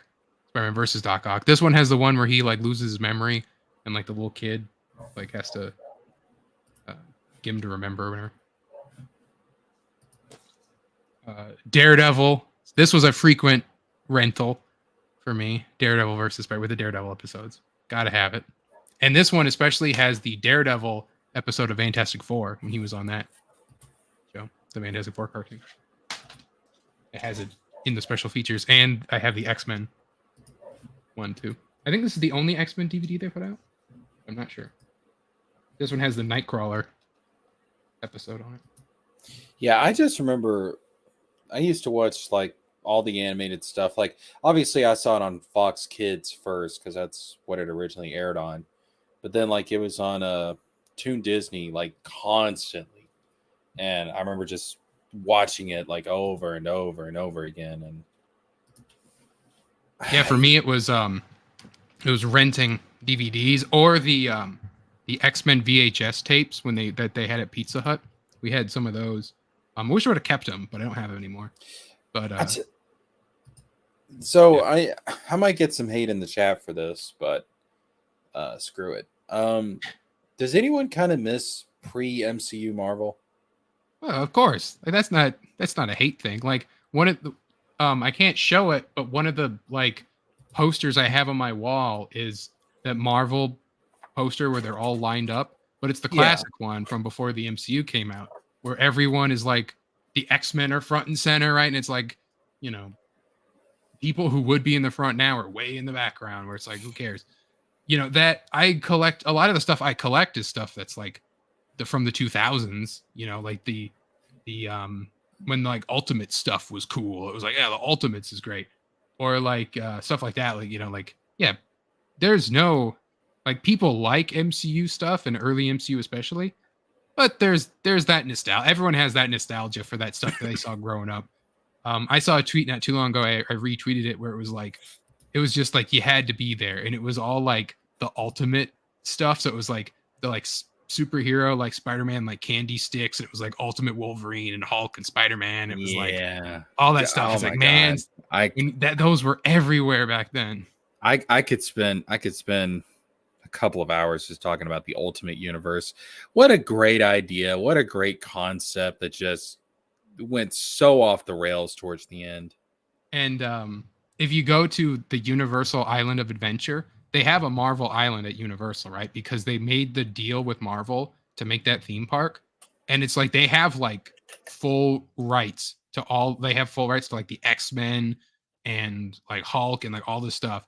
And so the only legal thing they have is they cannot change it from what they have. They cannot update any of their stuff to be modern Marvel stuff. So you go down there, it's all 2000s. Oh, that's Marvel. cool. And it's just like, oh, like Storm is in the old like white suit and Rogue is like classic outfit. And it's like, I could probably pull that up. And so like Disney has an Avengers thing, right? But they can't use Marvel in the name. It's Avengers Campus. Because Universal has the rights for Marvel. It's crazy. It's a crazy like thing.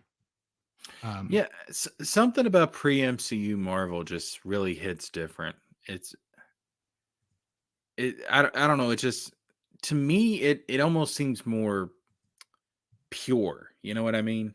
Mm-hmm. Like, it just seems more comic booky. Yeah, so Whereas this is a walkthrough. So like Iceman over here, big Iceman. Oh, that's so cool, dude.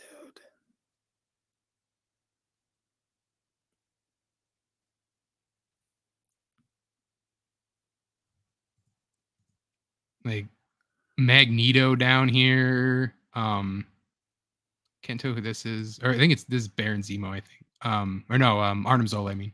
MODOK over here, but it's like old comic art because they're legally cannot update the art. They only can like spend money on upkeep to keep everything running and clean and stuff, but like they cannot change the art around.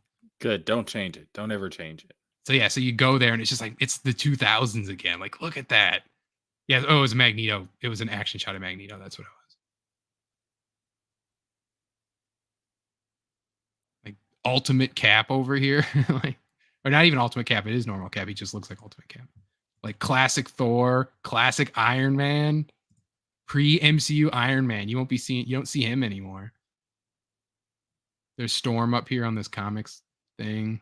Look at that classic Spider-Man, classic Doc Ock. Classic Spider-Man hits so different. Like that font with that spiky font, like in the 90s show. Electro is on here.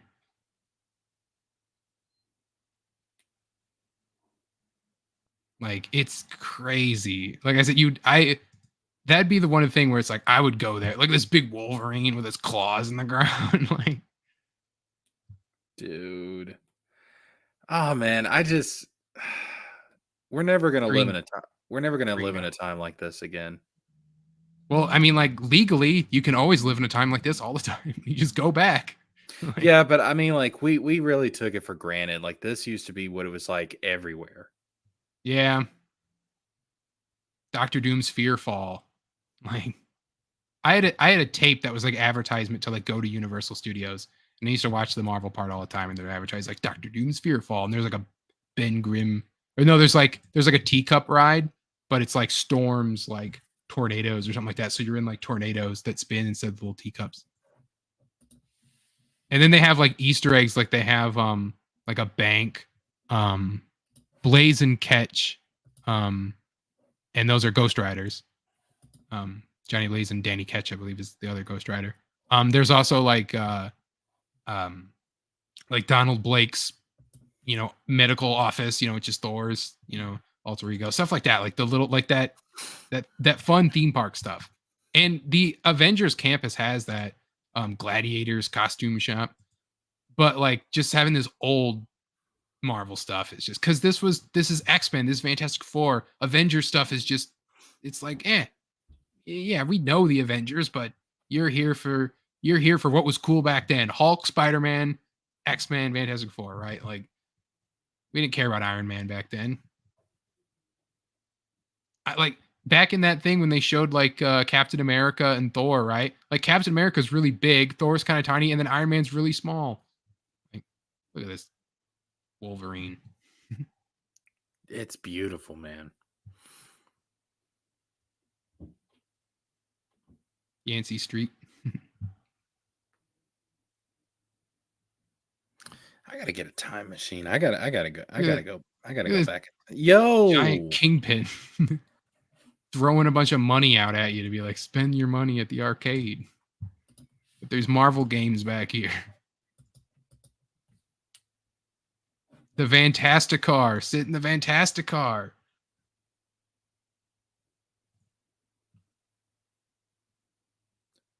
Look at that. oh my god.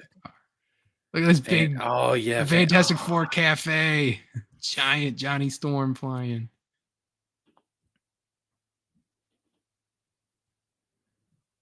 Yo, man, it's just there's a thing over there. And I know they have like the costume parade where everyone dresses up. Like, yeah, there's Reed and Sue, and Johnny's flying, and he flies and gets really big on the other side. That's cool. Your merch. Which, like, and I think even the merch is dated too, because they can't sell new stuff. So you'd get like old 2000s looking merch. It'd be crazy. Yeah, there's the Storm ride over there. Storm Force. It's like a little teacup ride, I think. Oh, this is the Hulk ride. This big ride they were on. That's the Hulk. Look at this big Hulk. He's breaking the ride in half.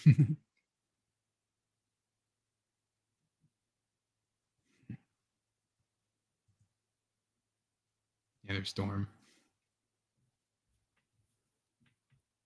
Like, so you're talking about winning the money and going down? Like, this is where I would go. I would go here, and I'd go to Avengers Campus. Just be like, I don't care about that other Disney stuff. I don't care about that Harry Potter stuff, that Star Wars stuff. Take me. Look at these. Oh, dude, I'd love to go to this place.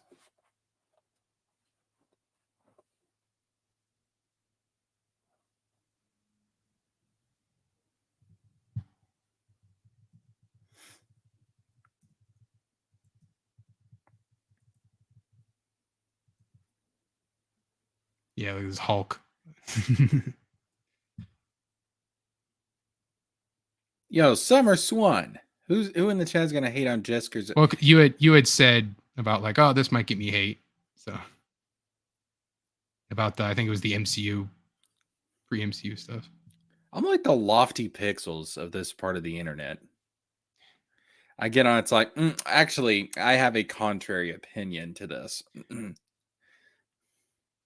There's like, I think, a giant Silver Surfer right here. Maybe. I know there's, yeah, that's a giant Silver Surfer right there. Yeah, that's just so cool. I wonder if we can, if they have the cosplayers. I know there's a picture of them. Yeah, I would definitely love to go on vacation down there sometime. And it's like, it's right next to everything, right? Like, it's still in Orlando. And then you still have everything that's Universal has, like the Harry Potter world and all that, but it would just be like, I want to see the classic people.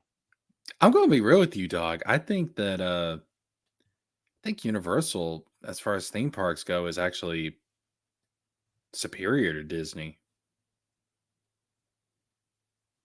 Well, there's just this new thing, Marvel Superhero Island possibly closing.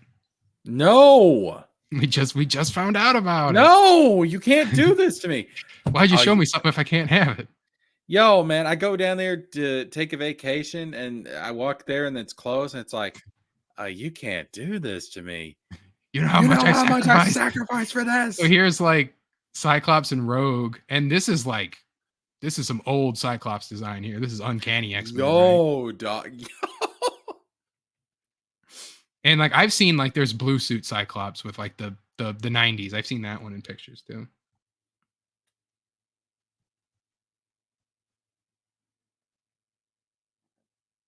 You know, but like stuff like that, like it's just like it's crazy. This is the Marvel I grew up with. I feel like I feel like especially now they're not going to close down because X-Men 97 so big, get the 90s costumes out there. Like people want to take a picture with Rogue now, right? People want to take a picture with 90s Cyclops and Wolverine. Like kids are going to know these characters again. You got to keep Marvel Island of Adventures going. Like you've got to, you know. But yeah, so here's a okay, so that is the Cyclops. There was the here's the other costumes you can see on the park. I feel like I've seen the White Storm outfit though, but like yeah, so this is like they walk around and they like drive around on like four-wheelers and stuff too. I've seen yeah, they comic accurate short Wolverine. Come on. Dude, that's so cool. The cuffs on Captain America's boots and like come on. And he's got his Ultimates like logo on his arm too. Man, I miss old Marvel. Fucking MCU. Yeah. Fucking MCU. I mean, even then, like X-Men 97 kind of gave you that old Marvel back a little bit. Yeah, it did. Can't hate it. Can't hate that. Oh, speaking of which, do you think they're going to do a continuation of the Spider-Man animated series? I feel like they're like, because technically they resolved that plot point. The cliffhanger has been resolved. We just don't know what the resolution was. But Peter and MJ are in X-Men 97, right? Like, yeah, but we need to see how it happened. Yeah. Give me like you know what the cut plot was? Like what the resolution was going to be? Oh, I saw a video about it couple of years ago. And Mary Jane goes to like classic London, and so does Carnage, and Carnage becomes Jack the Ripper, and so they gotta like find Spider-Man goes around in like Victorian London to try to find Mary Jane. He fights Carnage in Victorian London. Now, you can't tell me somebody wasn't high when they came up with that. But like that's just crazy. Like I don't even know if that's crazy 90s. That's just like that's just weird in general. Like, but it's also kind of cool though. I can kind of get with it. There's a YouTuber that I watch, Godzilla Mendoza. He actually did a 90s Spider-Man sequel comic. That he only did one issue of it. He got like his friends to like do it and did all that, and it's pretty good. He tries to tie in all the other stuff together, and it ends with him because he travels into the multiverse, right? It ends with him in Spider-Man Unlimited, and the cliffhanger is like the one with like the Spider-Man with the weird animal people. Yeah. So the cliffhanger is that, and he's like, "What's going on here?" And then it's been like 4 or 5 years, and they never did issue 2. It's like, come on. Yeah, for the longest time, I thought Spider-Man Unlimited was in the same continuity. It was sorta, kinda, but then it's not. Like I think it was they took a lot of the concepts of what the new season was going to be and just kind of twisted it, and then we're like a new show. I feel like I've watched episodes, but I've never given it a full-on watch because it's on concept alone kind of rough. Like you want to talk about things shaking down the timeline. I think that show only was how it is because of Batman Beyond. That was meant to be a Batman Beyond killer, right? Oh yeah, like, give us a Batman Beyond, so it's Spider-Man. But like, if instead of Spider-Man Unlimited, what if that was a Spider-Man 2099 show? Like, yeah, there was no reason why you couldn't have done that. No, a couple of years back, I went to watch the Spider-Man Unlimited. I was like, you know what?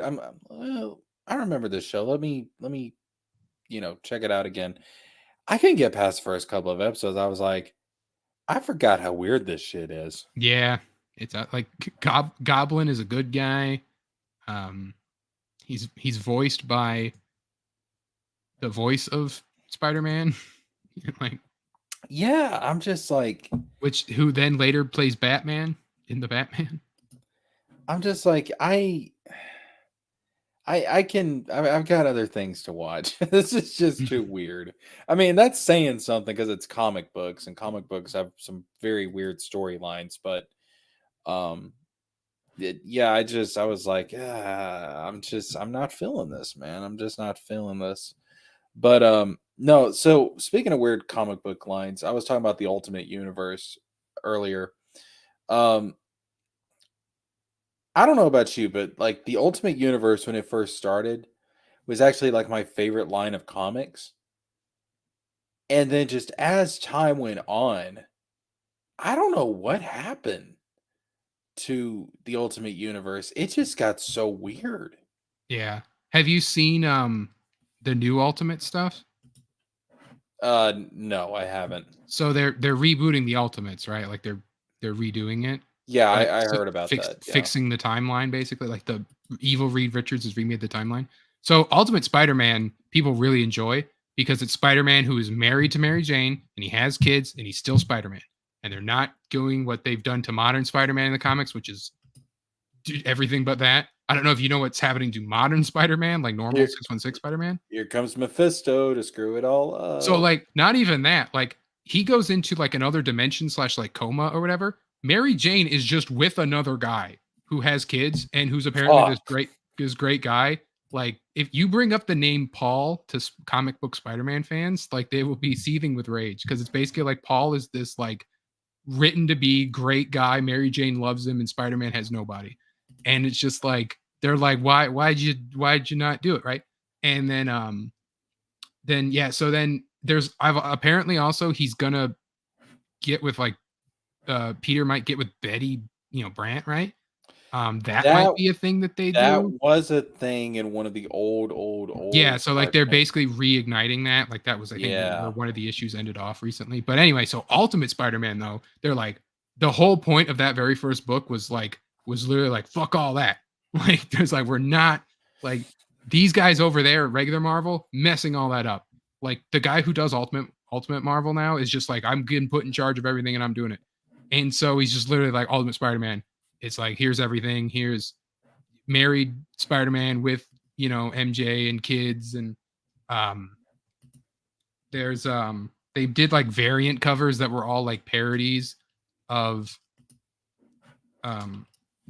classic Spider-Man titles, but it's all with like MJ and Peter. So if it's the Ultimate Universe, Peter died in the Ultimate Universe. So that's the thing. So evil Reed Richards, right, the maker, basically like rebooted the entire Ultimate Universe.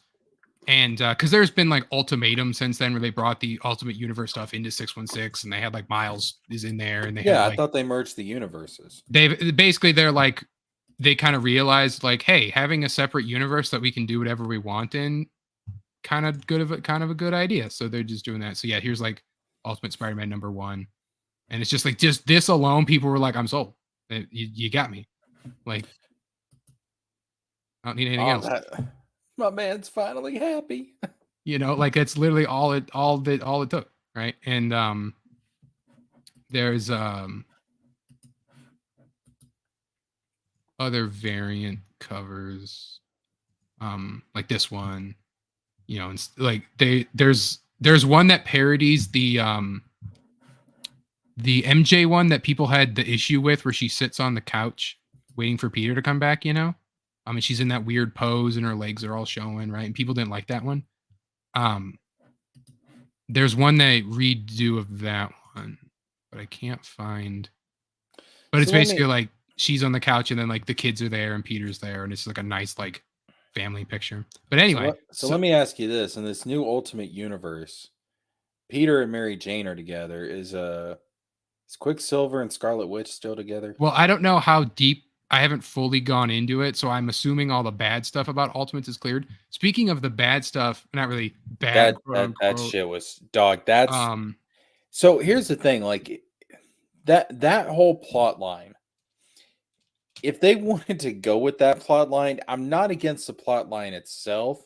What got me about it is that everybody in the Marvel universe just accepted it. I'm like, wait, what? Yeah. Usually when they go with an incestuous storyline, it's meant to be played up for tragedy. It's not supposed to be a good thing. It's supposed to end tragically.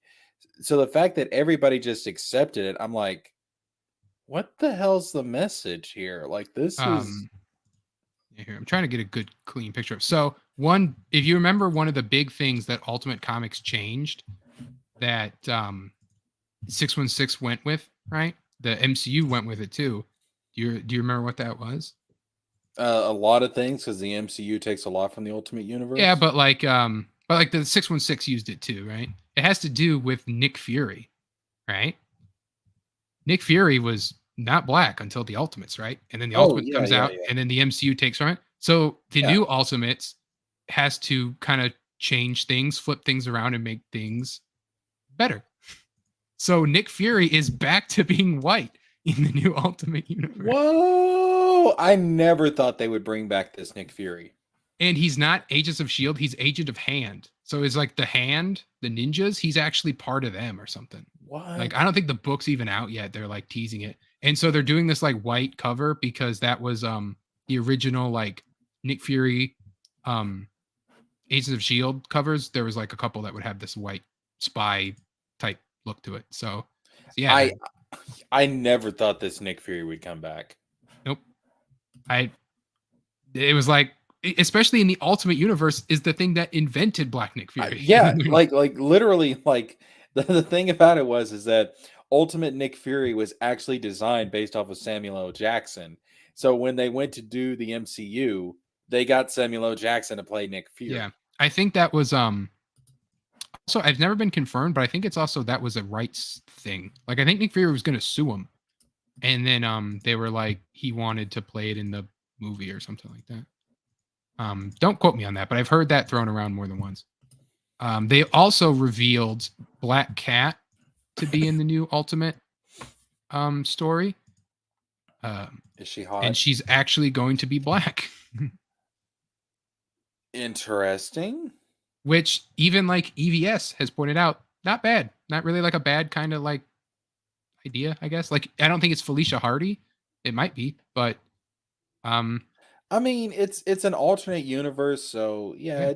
Like I said, like you give me white Nick Fury, you can do whatever you want to anybody else. Like, because I just like that classic Nick Fury. We go back to like pre-MCU Marvel, right?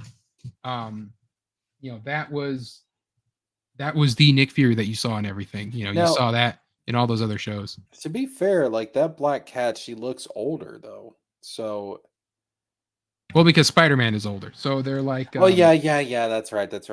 Kind of moved everyone up a bit. That's true.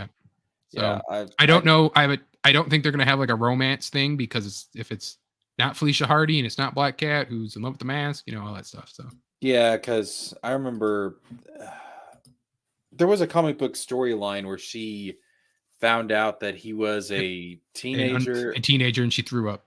Yeah, she was like, "Oh fuck! What? Yeah. Oh god!" Yeah.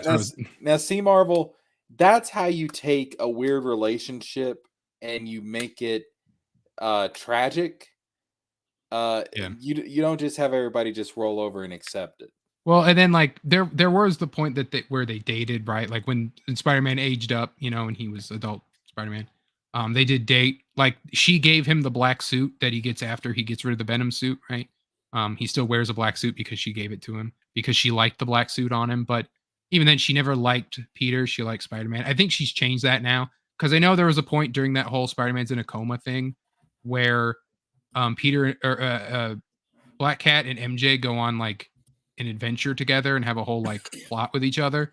And basically, I think she talks about how she does like Peter, but I don't know. I don't follow that. I just read like Spider-Man fans going like, it's over. We've lost everything. Now there's Spider-Boy. He has his own little Robin, but it's a Robin from like an alternate universe. So he remembers every plot he was there for, but he was never in 616, but he remembers a 616 where he was. And so basically it's like, I was always here. And then he just showed up. And so now it's like, he's literally just like, there's a Spider-Boy and he's here now. So I'm not against there being situations where the Peter and Black Cat romance happens. Obviously you have to age Peter up. Which I prefer a college age Peter Parker anyway. Yeah. But like I've always said, if they ever do an Amazing Spider-Man 3 movie, it would make sense that Black Cat would be the love interest and not MJ, Mhm. because it's even been confirmed in No Way Home, like he became a darker Spider-Man after. So yeah, if you believe the rumors, Black Cat will be in Tom Holland's Spider-Man. Oh, Tom Holland, really? Yeah, that is the rumor going around right now. And rumor is it's going to be Sydney Sweeney playing Black Cat, but that's just. I don't know how I feel about that, because I feel like if I don't know, like, because I mean, I can give you two good reasons why I know. But well, I just don't see Tom Holland's Spider-Man being interested in Black Cat. so if depends on how you write it, right? Like it doesn't have to be a love at first sight, like, oh, Black Cat is so great. It's a you know, I'm trying to stop Black Cat from stealing this jewel and she keeps distracting me, you know, like stuff like you can kind of like play with that. Like Spider-Man should have duty first to being like, I must stop this thieving from happening. And then Black Cat always manages to get out of it. Like Red points out in the PS4 game, how, you know, like, oh, I have a son, and you know, and then it's like, oh, is the son my son? You know, like, and it was all a lie to, you know, to trick him, right? And so stuff like that, like to kind of, you know, you could do that, and then you could like, here's the movie, Jesker. Tom Holland, Spider-Man, has to stop the Black Cat, right? Who is working for Wilson Fisk. And so he has to, maybe Daredevil gets involved too, but like Spider-Man street level, Daredevil, Kingpin, come on. Like print the money, especially if they continue the plot that's set up in the after credit scene where he gets the Venom symbiote and he's black suit Spider-Man. Like, come on. That's what I want. I don't know. Like, I just always saw Tom Holland's Spider-Man as being a little more, I don't want to say goody two shoes, but he's more, because see, when I think about like Spider-Man ending up with Black Cat, it has to be like at a period in his life where he's like darker, edgier, not necessarily black suit, but you know, Well, just well, I mean, it doesn't have to be with Black Cat, but they can just have the flirtatious elements. I don't think they're going to end the movie with them together. I think it'll be like him getting over MJ, and then like Black Cat is here now, like, because otherwise Betty's already been in there, so you can't have Betty Brant, right? There's plenty of random one-off Spider-Man love interests you could just introduce and be like, here you go. But let's bring back what's her name? From Spider-Man and His Amazing Friends. and Firestar? Yeah, let's just bring her in. Fuck it. Well, I say give me Fire. I love Firestar because I used to watch Spider-Man and His Amazing Friends so much. Oh yeah, I And watched it a lot when I was a kid. She was made for that cartoon. It was going to be Human Torch, but there was the Yeah. whole you can't use the Human Torch thing. Yeah. And so but yeah, so Firestar is also great, but they never really had a love interest. They were just like friends with each other. I thought it was confirmed he had a crush on her, and that like she may not have felt the same towards him, but I thought maybe one episode, but I'm just like, she was never like considered like a love interest, right? She was just a member of the team. yeah.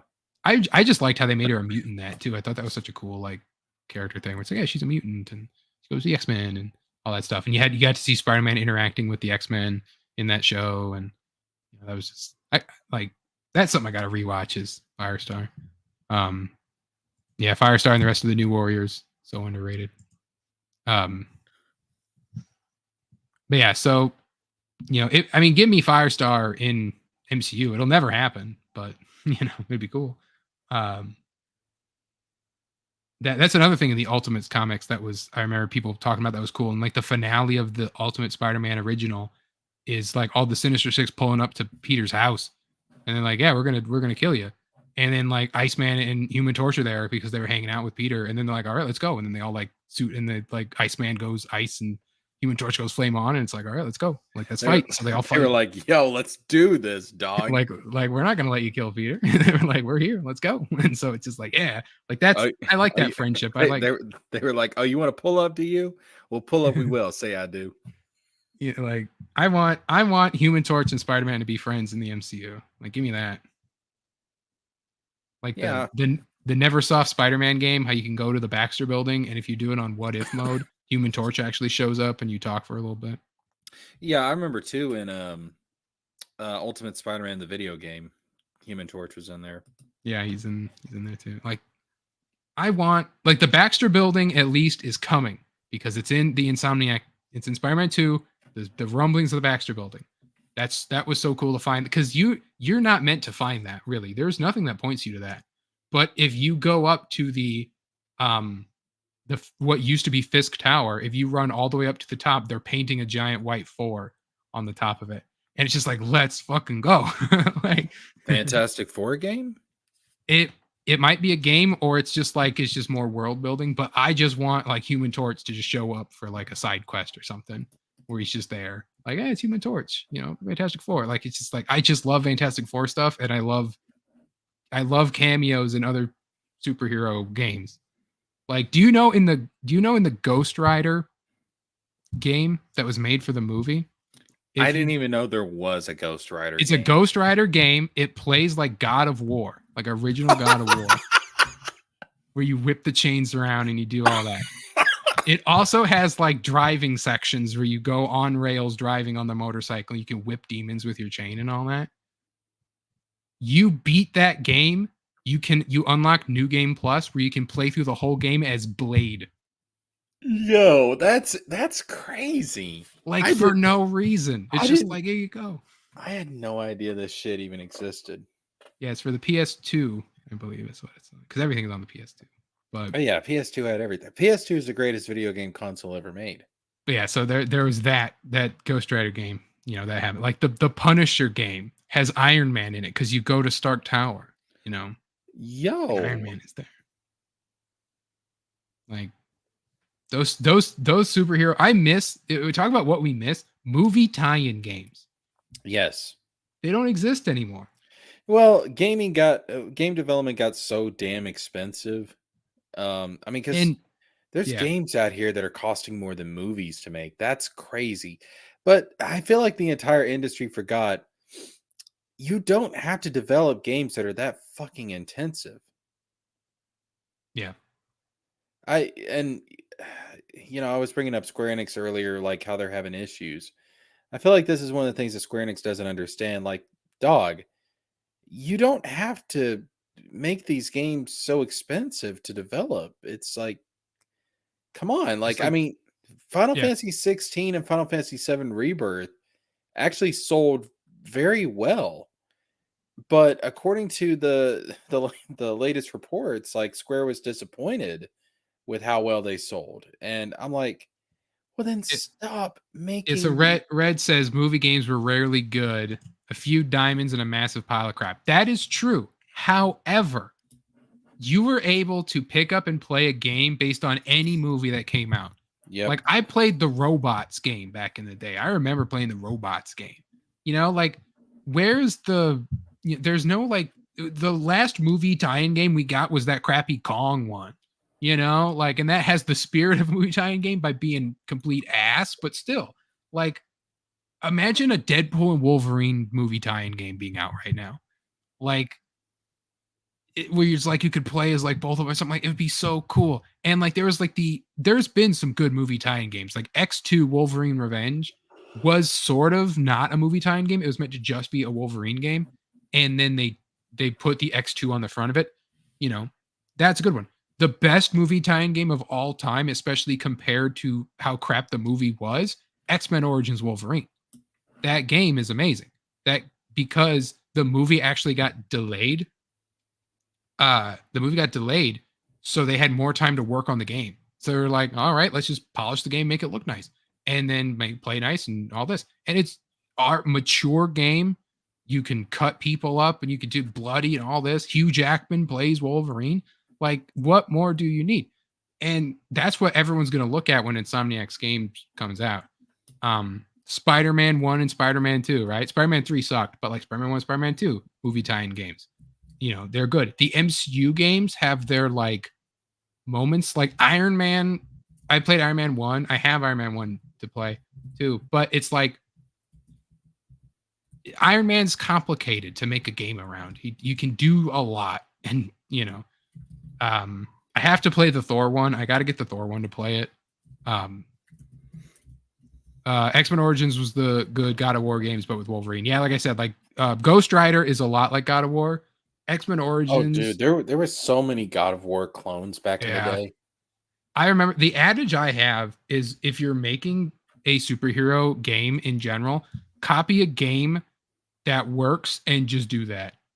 Like, I remember fantasy booking a Old Man Logan style or just Wolverine style game that plays like The Last of Us, like a grounded stealth game that's, like the parts where you're like fighting against humans, like no gunplay, but like when you're sneaking around and you're like stealth kill and like melee combat, but you're Wolverine, right? And it's like that in like a grounded story would just be awesome. There, you do something like that. Like there's so many where, like even like the Arkham games. If you want to make a superhero game, just copy Batman Arkham. That's what Amazing Spider-Man 1 did. Amazing Spider-Man 1 is also good. It's just a copy of Batman Arkham. You just dodge instead of counter. Don't tell the Marvel fans that. They'll be sad. Well, like then Insomniac took what Amazing Spider-Man 1 did and they kind of made it its own thing. But if you play Insomniac Spider-Man, still kind of Arkham, just because Arkham was that groundbreaking, where it was like, yeah, do Arkham. I think even that Captain America movie tie-in game, I think also has some Arkham in it too. Yeah, well, it's just a situation of, certain games come out, they set a standard, and they really become a genre in and of themselves. I mean, look at Metroidvanias, for example. Mm-hmm. I mean, that's an entire genre in and of itself. Where even Batman did in Metrovania. That's Yep. the first. That's Batman Arkham in the Metrovania. Like the Souls games, like that's considered its own genre now. Yep. Which give me a Souls-like superhero game too. Like, and I've explained this, that I've said this before, that my superheroes I have a superhero that has like a Souls-like already kind of like he's basically like he could work in a Souls type environment. So that'd be pretty cool. Like I will eventually make the superhero Souls-like game if it hasn't been done already. We already got Souls or superhero XCOM, that was Midnight Suns, and also Capes, which was done by the people who did Freedom Force. Freedom Force is also kind of like an XCOM, but not really. You got like your superhero Diablo, that's Ultimate Alliance. The / like X-Men Legends, those games. You got those. Just if I like superhero stuff, and just give me more of that. And you were talking about, again, pre-MCU Marvel. What I want to get, but I don't want to spend full money on, is the Marvel versus Capcom fighting game collection. Because there's a lot, that's all pre-MCU Marvel, right? And that's X-Men stuff and old stuff, all that stuff. And I just love that old Marvel nostalgia, stuff. Yeah. Preston asks, who would win Arkham Batman against Spider-Man? You say Spider-Man against any version. Because like you could put Arkham Batman against like Captain like Universe Spider-Man, he'd lose because Captain Universe Spider-Man has like all these powers. But one thing I wondered, which I was gonna make a video on this, and then come to find out people already did that, or people are doing it now when I had thought of the idea forever ago. I'm like, damn it, I could have been one getting these views.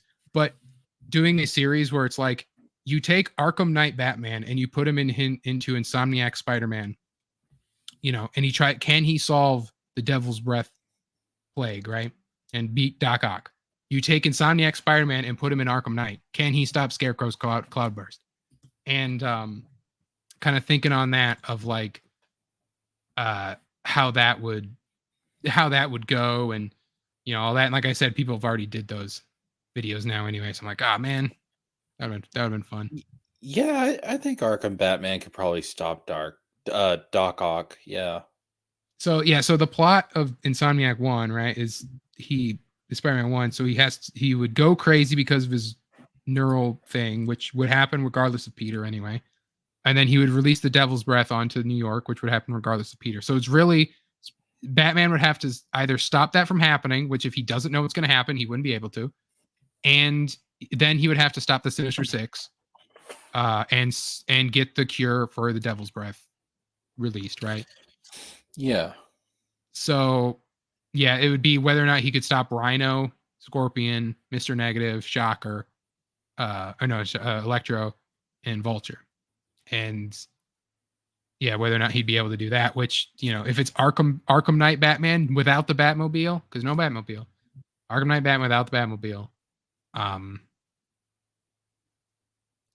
You could probably do it. The hardest one would have to be probably Rhino.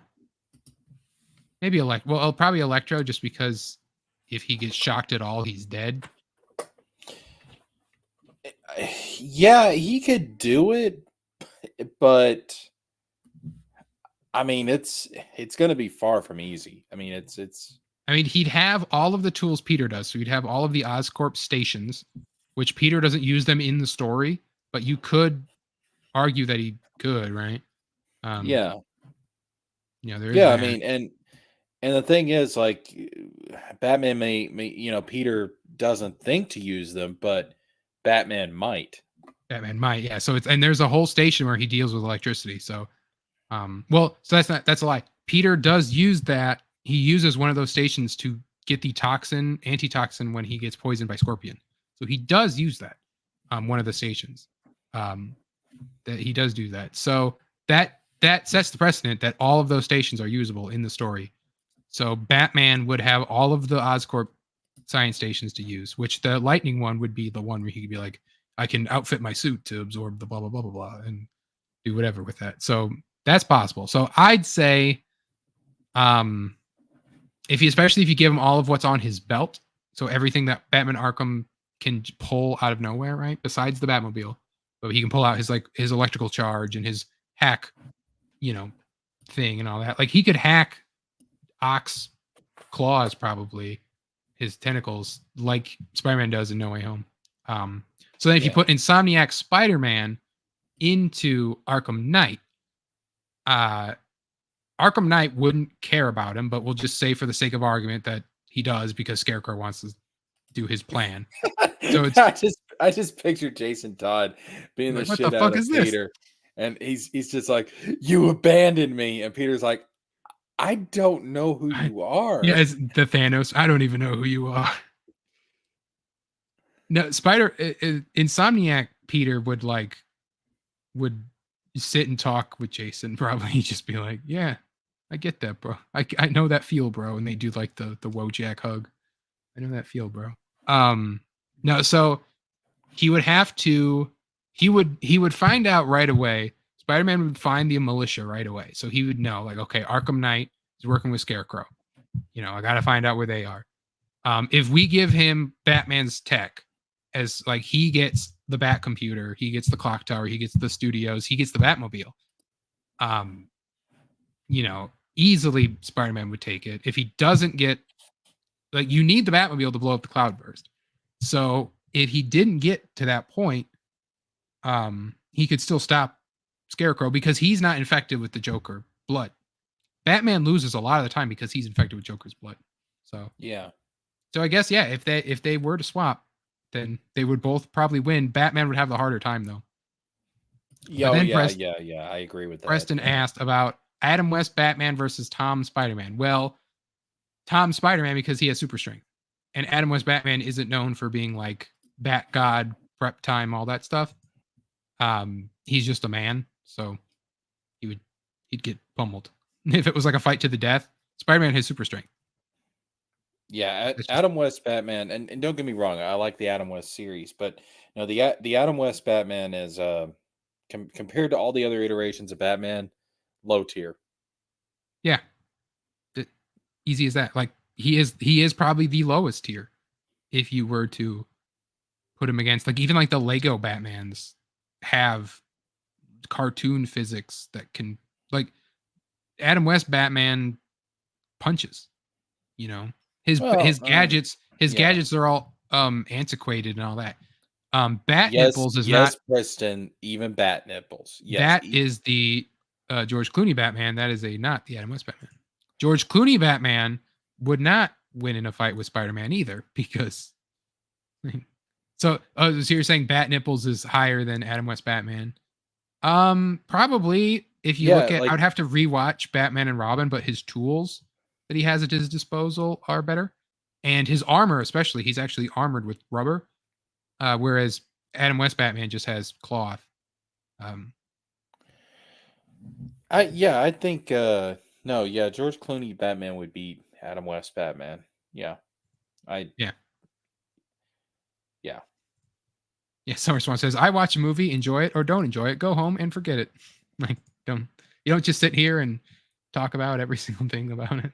I'm gonna get up here and I'm gonna go watch a movie and I'm gonna get on here and I'm gonna tell you why Disney is dead and everything is woke and the MCU is on fire and Star Wars is dead. Like, and I'm Well, I gonna mean, turn that. you do say Star Wars is dead, though. You do say that.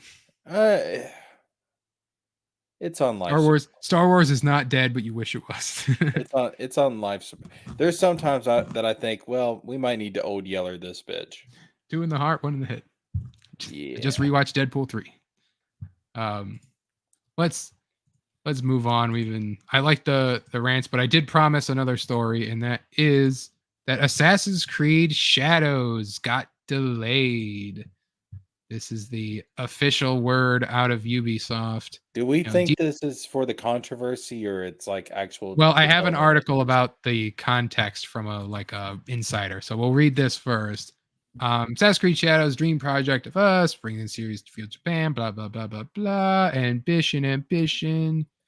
But we realized we need more time to polish and refine the experience, pushing further some of our key features. As such, we've made the decision to postpone the release date to February 14th, 2025. The game will release on a broad range of platforms, blah, blah, blah. Additionally, pre-orders will be...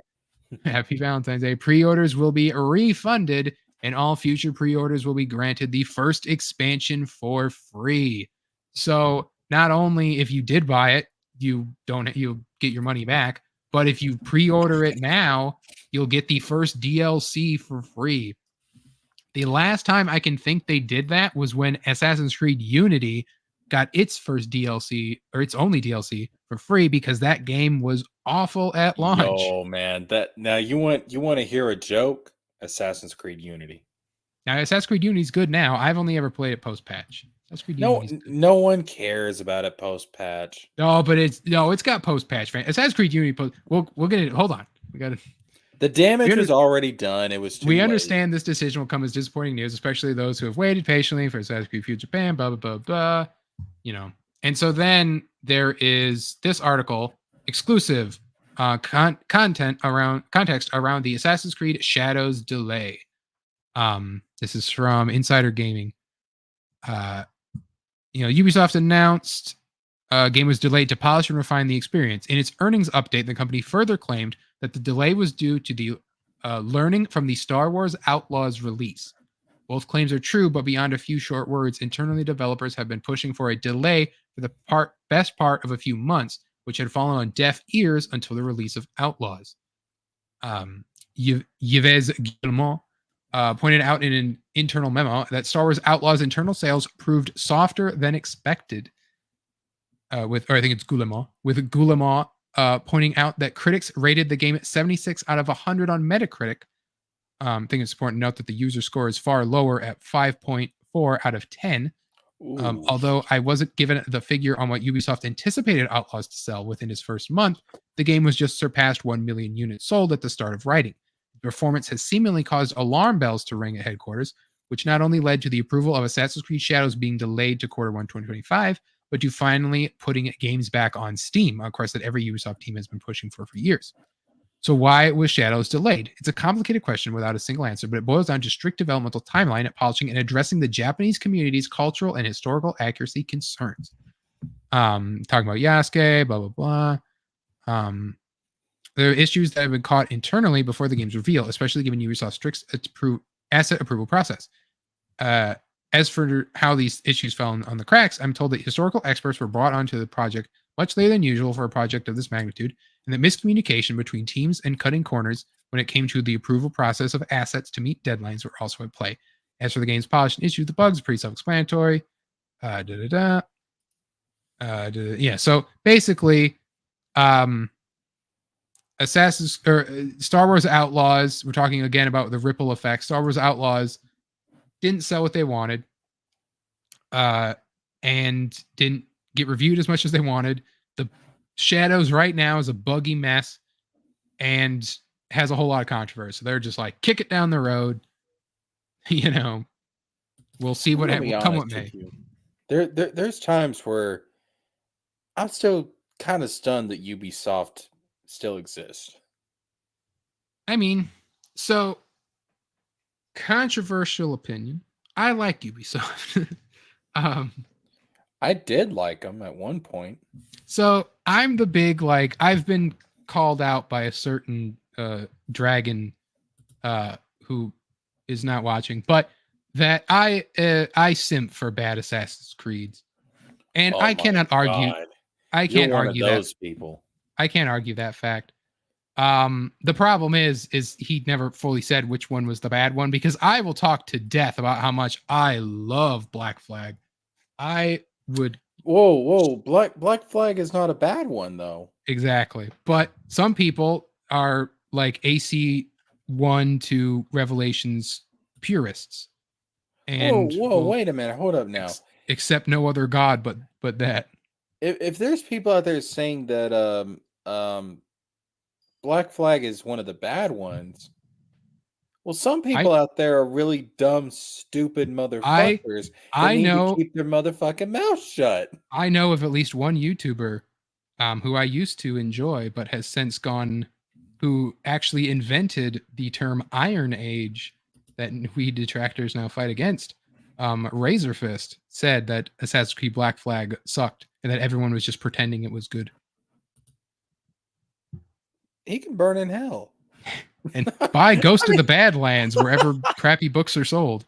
I mean, that's. I have. What? You've never seen me, Jesker, but usually, like, sometimes after streams, I turn my camera on. I have the Black Flag hanging up on my door, the Jackdaw flag. I have that hanging. Like, Black Flag is my favorite. I have the Edward Kenway statue over there in my window. Like, I love Black Flag, and yeah. So, like, we can get into overall, like, I will say about Shadows, I'm like cautiously optimistic about it. Ever since Mirage came out, I'm like, all right, you got something here. Learn the lessons from Mirage you're supposed to. But for the love of God, you've got to fix your engine. You've got to get a new engine. You've got to change all, like, the Origin stuff was good, but you're halving it every time. Every single game after Origins has been a piece of Origin, like half of Origins made into a whole game. Like, and it just feels less than every single time. Yo, man, bring back Desmond and you're never getting Desmond brought back. That's never gonna happen. Well, okay, that's a lie. Hold up. What the hell was her name? Juno? Yeah. Yeah. So, do you want me to spoil modern Assassin's Creed for you, Jessica? Yeah, go ahead. Assassin's Creed Valhalla, which gameplay-wise kind of sucked. I would never play it again. However, as Red points out, Desmond did get brought back. We will get there. Assassin's Creed Valhalla's story was written by Darby McDevitt. Darby McDevitt also did Revelations and Assassin's Creed Black Flag. So he knew his way around the story. So Assassin's Creed Origins introduces Layla, the new modern day protagonist. Assassin's Creed Odyssey, she gets a staff that makes her immortal, basically, that she has to carry for a purpose. We find out in Valhalla what that purpose is, which is to bring back the Isu of the equivalent to the Norse god of Loki. And he is brought back into modern times, now immortal with his staff and all the knowledge of an Isu, because he's a sage, basically. Ooh. He's introduced as like the new, possibly big bad, possibly anti-hero. Cool concept. I really enjoyed it. Layla gets put into a computer, basically, all the digital like code of all the Isu stuff. She finds this unnamed man who's voiced by Nolan North, who talks about how he's been in here for a few years now inside this machine trying to stop this catastrophe that's going to happen to the Earth. And she mentioned like, oh, just like ever since Desmond died, and he's like, Desmond, he remembers something about that name.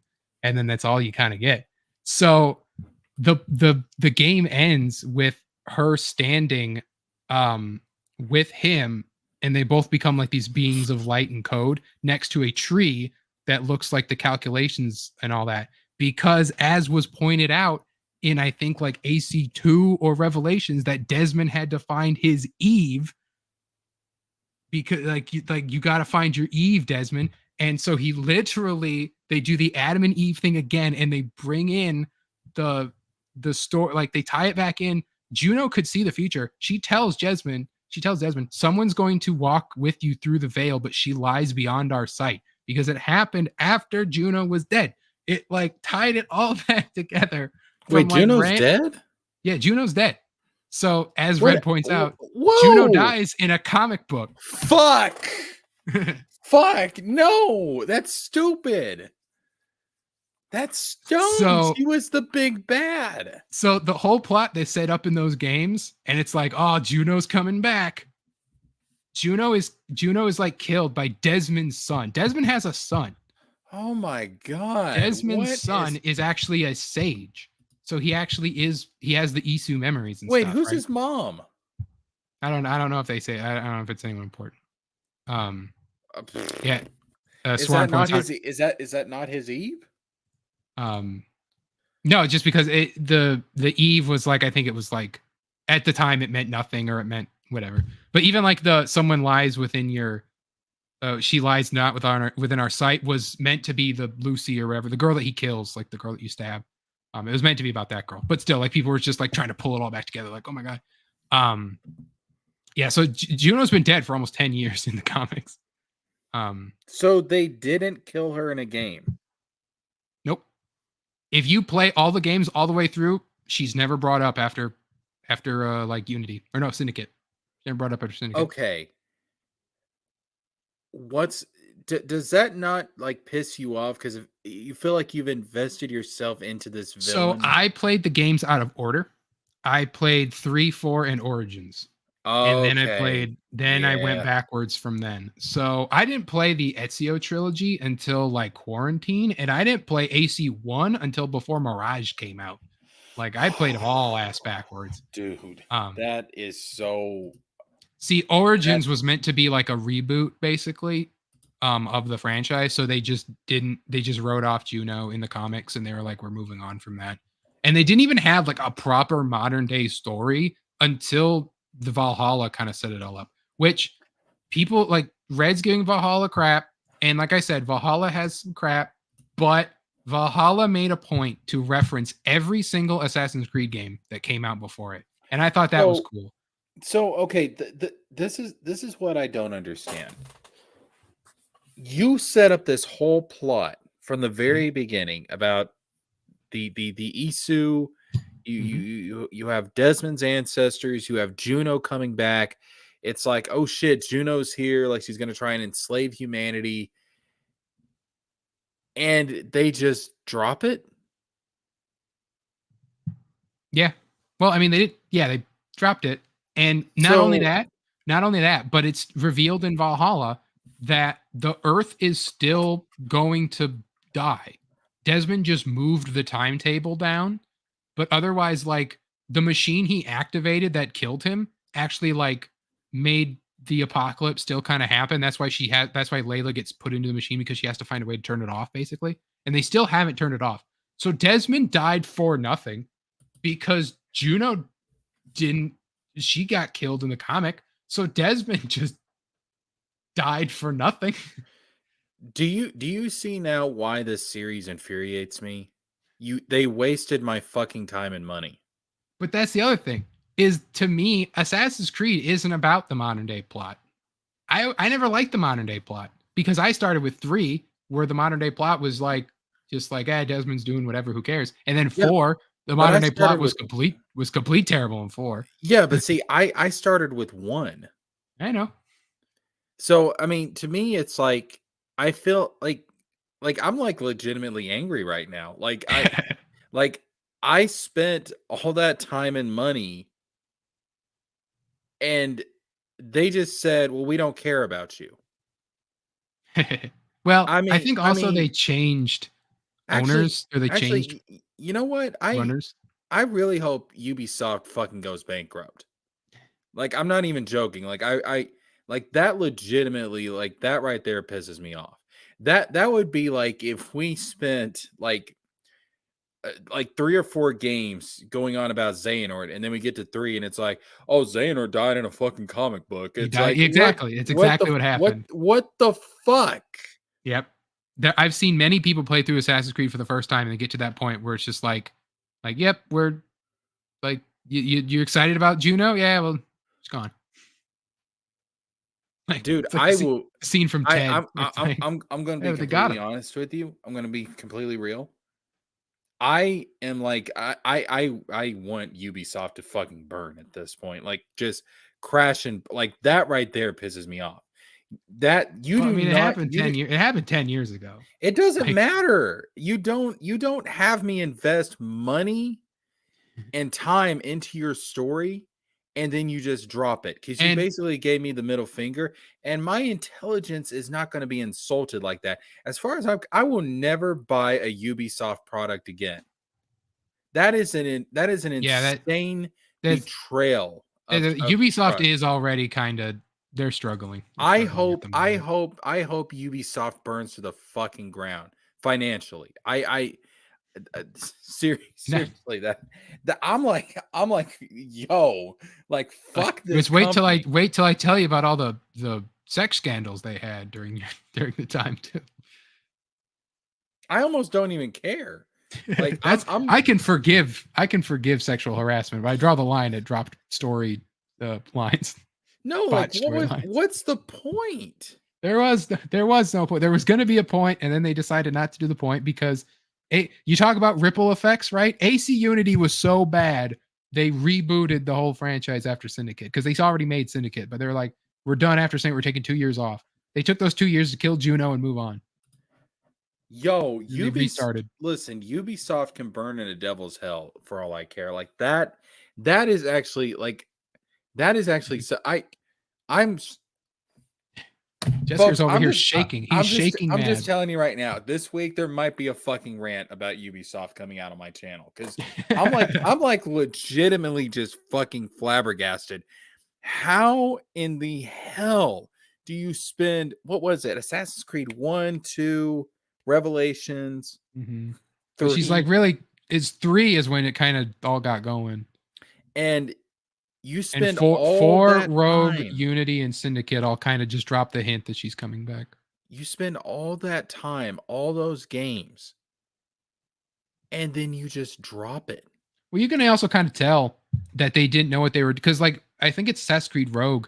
There's advertisements for Assassin's Creed Rising Phoenix, and that's meant to be. I believe that was meant to be Juno's return, but they didn't know what that was. Like they had it like I think on a sticky note somewhere down the line. But then there is no like now they hired Darby to kind of like keep everything in line, but there was no like story creative head back then for at least for a long time. I think after 3 maybe there was So no that guy in charge of the whole. It was literally like whatever they wanted to make the next game be, that was what the game was.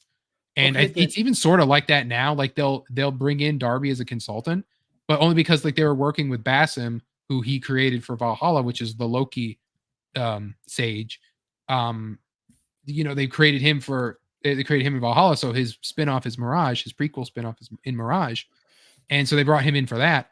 But otherwise, like them paying him to do Valhalla is the best game as far as consistent storytelling that Assassin's Creed had in so long, because like I said, it ties every game together. You get to see flashbacks of the Isu times. You get to see Juno is in Valhalla in a flashback that's told in the lens of a mythological tale. And then you get to actually see her record the apple that they find for AC3, and you can actually go to America where you can take it to the Grand Temple that Desmond will one day take it to in AC3, and Eivor holds it and she goes like, this isn't for me right now or whatever, but like you can go there and she leaves that apple with Connor's people so that they'll one day be given to them. And then there's that's just that branch of it, right? That's the AC3 branch of the references. there's a point in that flashback where you hear the other Isu one that you meet in the end of AC2 recording like her lines that she will pass down, right? And you can hear a man say, "Who are you?" at the end of the cutscene, which is Ezio from AC2 saying that. You learn how one of the things that happens is is basically the whole like the Order of the Ancients was something that was introduced in AC Origins as the precursor to the Templars, and they worship the Isu, right? So they're in control of England, and so you're tasked to assassinating the Order of the Ancients, right? But you're not an assassin. You're just in it for the fun. That's the one thing that's kind of annoying about Valhalla is you're not an assassin. You're in it for the fun. And so at the end, it's revealed that the person who hired you to kill all the Order of the Ancients was King, what's his face? Alfred, King Alfred. And because he's actually the head of the Order of the Ancients. And he's like, yeah, I never liked all that stuff. I was just born into it. So I had you all kill them all. And we don't need to worry about all those alien crap. Who cares? And you go to like his like library where you read like his notes and stuff. And he talks about how it's like those Order of the Ancients people were all stupid because they just kept caring about like aliens, and they cared about the sacred voice, the Father of Understanding, and the Mistress of Truth or whatever, which is like the three people. Hello, Stray Beans. And then basically you read his notes, and he's like, no, we only need to care about God. He is the Father of Understanding. I'm going to make a new order that's all about the Father of Understanding. And so basically in Valhalla, by killing all the rest of the Order of the Ancients, you create the Templars. And it's like doing that was just like, that's so cool. Like there's so many things in Valhalla that are just cool. And it's put in a game with terrible combat, like awful open world, terrible stealth, like no social stealth whatsoever, all that stuff. And it's just like there's so much cool stuff in Valhalla because Darby McDevitt just tried his hardest to bring everything together and make it all work and flow together. So the Father of Understanding is Jesus Christ himself. What Alfred believed was that it was God, it was Christ. The Father of Understanding was originally Jupiter. If in the original, like I believe in the original thing, it was Jupiter. He was Father of Understanding. And then when they tried to get the Father of Understanding going, later, it was the idea of like just understanding in general is the Father of Understanding or something like that. How they kind of tried to get the Templar Order of Ancients thing to flow together was all over the place. But anyway, yeah. So Valhalla had its moments. That was just that part of it. Then there's the part of I'm playing Assassin's Creed in Victoria, London right now. It's a mindless action game. Syndicate's got its moments. I like Syndicate's world. Syndicate's DLC, Jack the Ripper, has the best atmosphere of any Assassin's Creed game. Perfect for Halloween too, because it's all like cold. If you're in a place, I mean, Stray Beans isn't, but a place that gets cold during Halloween, like I am, perfect for Halloween because you're going through like old sanatoriums in Victorian London, and there's like crazy people screaming, and you're sneaking through. And when you actually get to play as Jack the Ripper, because you get to play as Jack the Ripper, Jessica, in Jack the Ripper DLC, and you just could slaughter. Yeah, people. I played Syndicate. Oh, you did play Syndicate? Yeah, Syndicate was the last game I played. I would give Origins a try. Origins is completely different, but it's not bad. It is not a bad game. It was probably their last good one. People like Odyssey. Odyssey is too video gamey in a lot of places. And then if you like Origins, skip straight to Mirage, because Mirage plays the closest to Origins, and it leaves out a lot of the crap that Valhalla and Odyssey had. It spoils Valhalla in a way, but if you don't care, you don't care. I've already also spoiled it by saying it earlier, but if you don't care, you don't care. But otherwise, like gameplay wise, like Mirage plays the closest to it plays like a retarded clone of AC1 that used Origins' DNA. It's like Bizarro AC1 because it was meant to be like a love letter to AC1, and it plays very similarly in its structure, but otherwise it's like. So you're telling me that That is true. In Odyssey, you can dress up as Wonder Woman. For a long period of time, for a long stretch, they had no plan. They had no one overseeing the story. And you're okay with that? I play Assassin's Creed for the actual historical story inside of it, right? I was never I didn't get back into the modern day until, like I said, Valhalla kind of sets you up. But Origins and Odyssey's modern day is so boring because Layla is so boring and she's just modern video game woman. Like, she's basically a Life is Strange character put into the Assassin's Creed universe. She's very like, oh wow, I'm an assassin and you cool and I'm a lesbian. And it was just like, it was just wild. Like, I was like, okay, Ubisoft, I get it, but nothing, not Desmond, nothing cool about it, right? Desmond had stakes.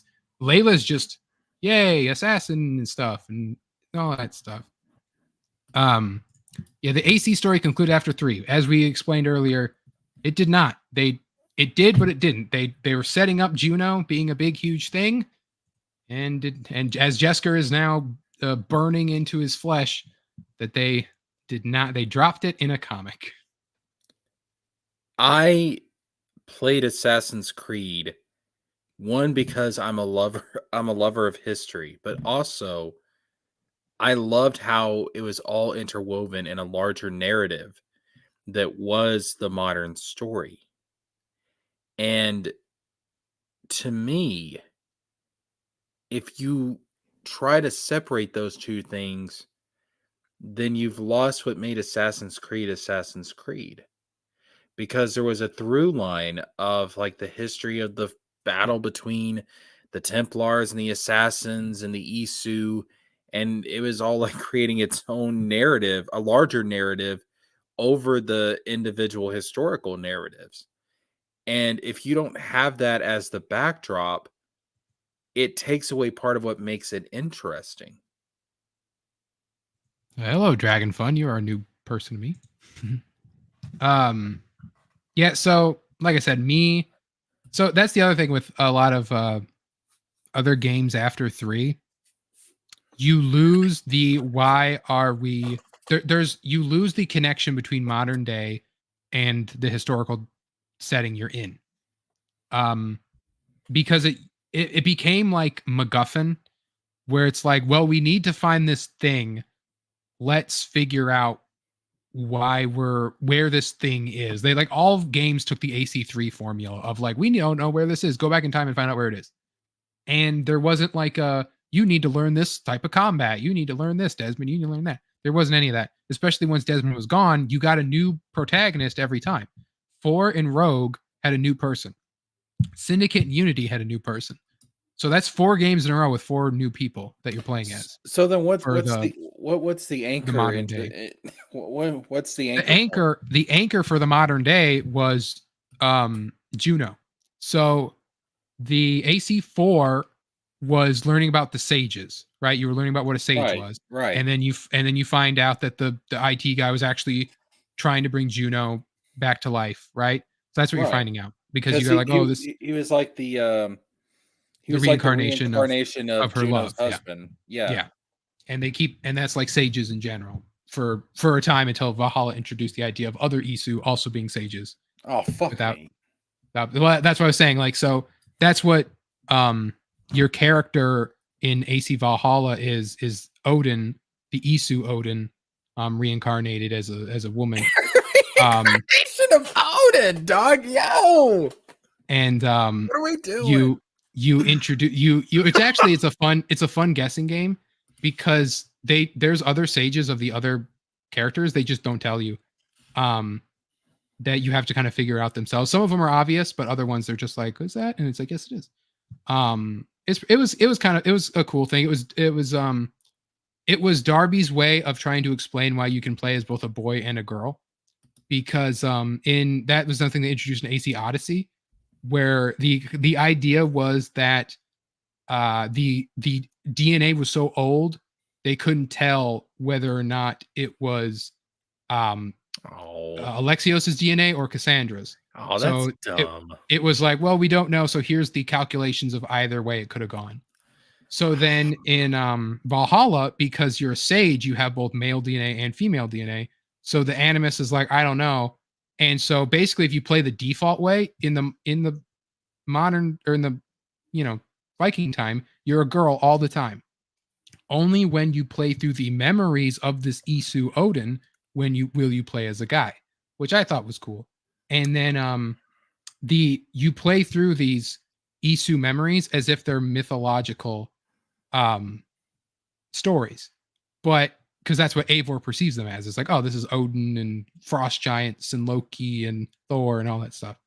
But if you look at it through the lens of this is Isu stuff, it's like, oh, you get a lot of Isu lore, and also just good myth stories too, like in general. But so that was that, and so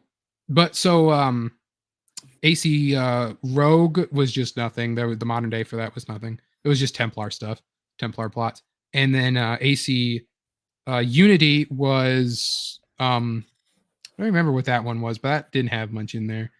And that was just the glitches in the anime. And then Syndicate was looking for the Shroud to bring back Juno. That was the whole point. They tried to find the Shroud of Eden to bring back Juno. And so then that was what the modern day people were looking for in that. And then they just cut that out in the comic shortly after. I think they used the Shroud. It was just like, who cares? I wonder if you can find the image. I care. If I can find, because I'm pretty sure Juno gets like shot in the head or something. Like she's a fucking Isu. That's how easy it is to take her out. There's some image of that happening. I'm trying to find it. Because she gets like a new fuck? Yes, here's it's Aita is inside of Desmond's son, and then he's like, die, and then she gets stabbed, and it's like, I'm dead. So that's literally like, this is Juno dying right here.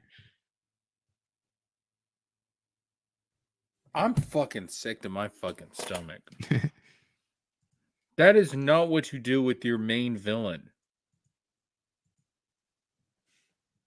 Like, that's really bad. I mean, that's really, really, really, really bad. Yeah, she gets stabbed. I don't know. It was just the one panel I found. It looks like a sword going through her, but it could be a gunshot too. I don't know. They literally it gets brought back the Shroud and then gets shot immediately.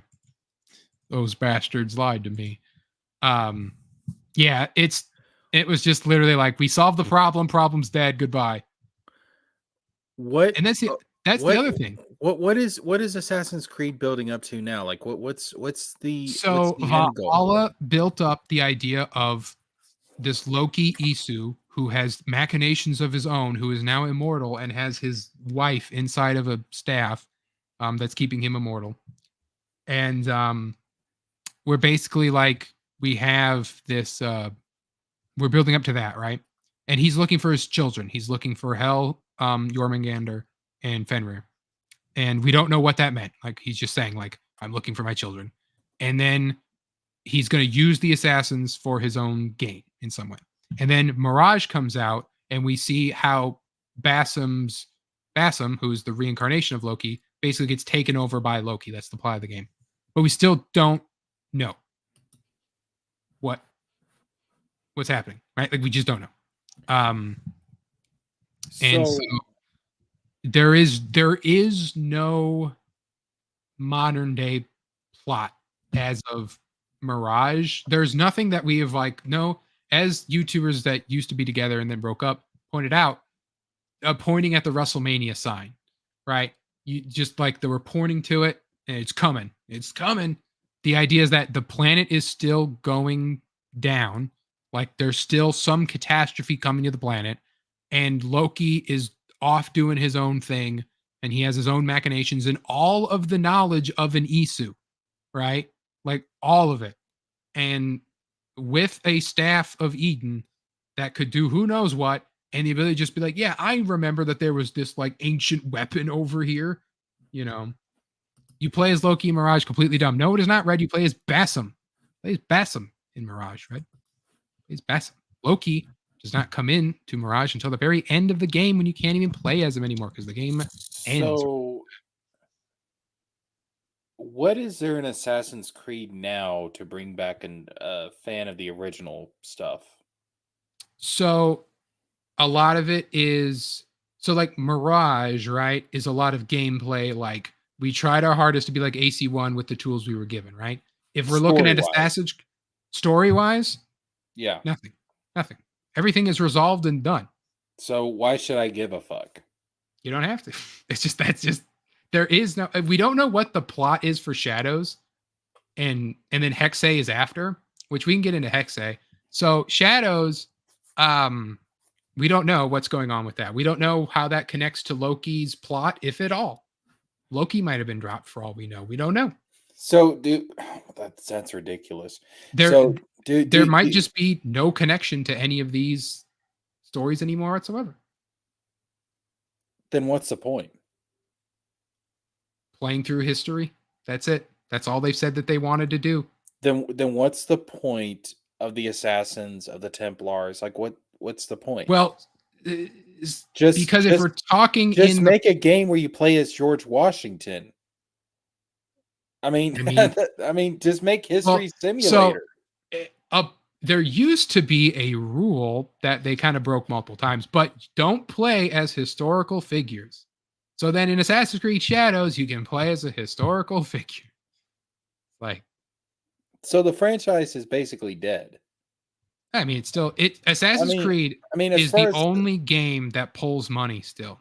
I read that on one of the other shows they hosted, where basically every Ubisoft canceled Far Cry games. They canceled like all these games to basically only make Assassin's Creeds because you can always sell historical third-person action games, right? You can always sell those. And so I've talked about how they want to do a Black Flag remake, like a full-on remake, and that goes into Skull and Bones. They're possibly money laundering they did with the Singapore government, the fact that they might get arrested by the Singapore government for doing that. So they have to make a new game with the Singapore studio, and they already made this pirate game, so reuse the assets, make a Assassin's Creed remake. I love Assassin's Creed 4, does not need it. Assassin's Creed 1 needs a remake. So I'm just. But Red points out about Hexe. Sounds interesting. Similar atmospheres, Jack Ripper. So my thinking, and I think this is corroborated in a leak, Hexe, I knew at the moment, because they said when they announced Hexe, that takes place during the Germanic witch trial. So not the Salem witch trials, the Germanic witch trials. So it's, I think medieval times. So that they said was going to play completely differently than any of the other ones. That is going to be a Dishonored clone. I guarantee it. Even down to the magic. So guarantee it. First person, stealth, hiding on top of stuff, Dishonored clone. So people like me who literally made this franchise successful by buying the games, supporting the games at the beginning, like you don't have this franchise exist today without us. They just said, fuck us. Well, so a lot of the people in charge, right, during back then are gone. So it's like they just, Yeah, but we Assassin's Creed was always a historical, casual action franchise first. But we were the ones that made the franchise what it is. I mean, you were the vocal minority. We made it successful. Most people bought that game. I paid for it. Most people bought that game and just played through. You're talking to the other side of that coin. I played through the later games, but like I'm just like, oh, you're taking me out of the Animus. Who gives a shit? And like, there's still when they force you out of the Animus, they're the worst parts of the game. So like the Desmond ones are different because they play the same, right? They play the same. The later games play like 4 and Rogue play first person walking simulator when you're outside the Animus. Awful, terrible, waste of time. Syndicate and Unity don't have modern days that you can walk around in. And then like Unity has like the glitches that you can play through different time periods. That's cool. Like you can run through medieval France for a little bit and it glitches. You can run through like World War II occupied France and stuff like that. And those are cool. But yeah, so Unity and Syndicate don't have modern days. Origins, Odyssey have modern days where they rarely force you out of it because they found out people don't like to get forced out of the Animus. I'm buying this game to play this historical story. That's what I'm going to play, right? I want my money back. Are you Like the statute of limitations. I'm is actually running. like this is kind of how I feel about what Disney did to Star Wars. It's like Yeah, people like the- me, the World War I chapter was cool. people like me made this franchise what it is. I mean, you would. It's actually people like me, Jessica. I'm sorry to tell you. But we kept it alive. That's people like me, Jessica. I'm sorry to tell you. Yeah, the people who still buy I bought every single Assassin's Creed game on a physical disc. I have every single one of them. I'm the people keeping Assassin's Creed alive because I'm just the pay pig that will spend the money. Granted, though, a lot of those games I bought secondhand and used, so I didn't actually give them a bunch of money. Yeah, I really like I have like an extreme hatred towards Ubisoft now. I hope this company, honest to God, I hope this company burns. And Okay. Hold on. Red, we made this right. Red, you were born like in what, 2001? Okay, like you did not make any franchise. I'm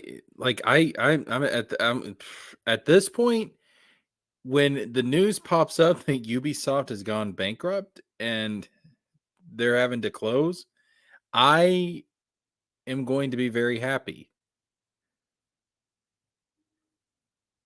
Because it takes a lot to make me angry, but when something or someone does, I'm a spiteful bastard. I mean, I can be a petty bitch.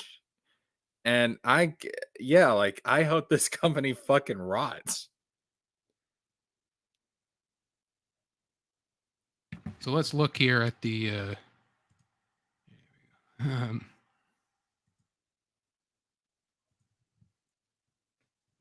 we got, AC1, a game I've had this copy of AC1 for years. Only ever played it just like last year before Mirage. Then we got to go down the order. Ezio collection. Get the modern version. You don't need to keep the old 360 version of this. That's why, like, give me something like this, even if it's a remaster. I just want to be able to have it. I don't have to have my 360 around for this, right? I want to be able to have them all on the PS5 if I can. Then, of course, AC3 remaster. Then in the nice the nice steel book, the GOAT, Assassin's Creed Black Flag. Gotta love it. The GOAT. And then this is actually a PS3 case, but you get the PS4 version. You put it in there. Steel books forever. And then, of course, after Black Flag, we go to the Rogue remaster. Underrated game. Underrated. Gotta love AC Rogue. It's like a little goat. It's like a sheep. The black sheep, really. Unity, also underrated because it was buggy at launch, but it's fixed now. It's really good. Good. It has the best stealth and the best parkour of any modern Assassin's Creed. Because they're all downhill from there. Because Syndicate stripped out a lot of the parkour and a lot of the stealth. And it has the grappling hook, which is fun, but otherwise, like, I like I like Victorian London stuff. People didn't like the tone; they thought it was too bright and funny. But I also like Guy Ritchie's Sherlock Holmes movies, so I was like, like that.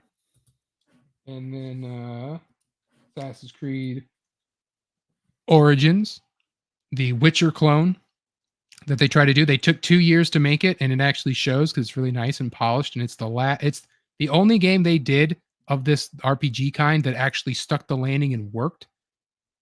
Completely different style of game, but it works for what it's supposed to be, which is an Egyptian adventure during the Roman, occupation or whatever, like when Caesar was meeting with Cleopatra and all that. AC Odyssey game is too big and I will never play it again. I still haven't even played the DLCs in this thing. Way too big, way bloated. Too video gamey. You hit guys with a weapon and numbers fly out of them. That kind of stuff. And you can get you can have a really super powerful Isu weapon, and you can hit a guy with them and kill him, and he'll drop a 10% better iron spear, common iron spear. Like that kind of stuff. And it's like that's just awful. And then Valhalla, again, I'll never play it again. Story has its moments where it tries to tie everything together. I'll respect it for that, but man, I did everything you could do in this game, and man, it was bad. I would put Mirage next to Origins in the tier list. If I ever did a tier list. At that. Stray Bean says, Wizard, haven't you heard? You're not allowed to say favorable things about Ubisoft on YouTube. I mean, like I said, like I'm not gonna pray. Like I'm thinking in like Batman Begins, right? I won't have to. I don't want to kill you, but I don't have to save you.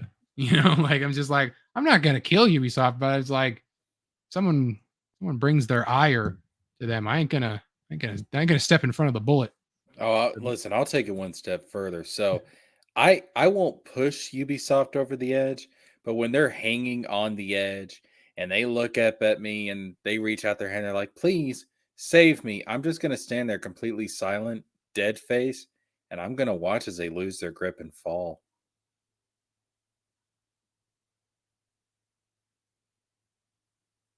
That's what I'm going to do. I won't actually deal the finishing blow, but I'm going to watch you fall. I'm going to watch you struggle. And then I'm gonna... like all the like what's the line? All the vagrants and whores will cry out, "Save us!" And I'll whisper, "No." Yeah. Stray Bean says, "Nah, they make Far Cry. All of those games are good." I played Far Cry 5. I do like Far Cry 5. Beautiful Montana. I hope to visit one day. But no, Far Cry 5 I enjoyed. I started 3 because I hear 3 is like really, really good. I played but it was just after playing through 5 a lot, it was hard to kind of get 5 out of my head. Red says Far Cry 5 was great. That's good to hear. I'm glad that people, because gameplay wise, it's really solid. It's really clean. It's got good car stuff, good, good gunplay, stuff like that. It's good. 6, I don't want to touch because 6 is one of those things, like I said with Odyssey, where I shoot a guy and numbers fly out. And it's like your gun's not high enough level. You gotta grind for this other gun and stuff like that. I'm like, I don't. The only thing that has me interested with Far Cry 6 is the DLC, where you play, you play as the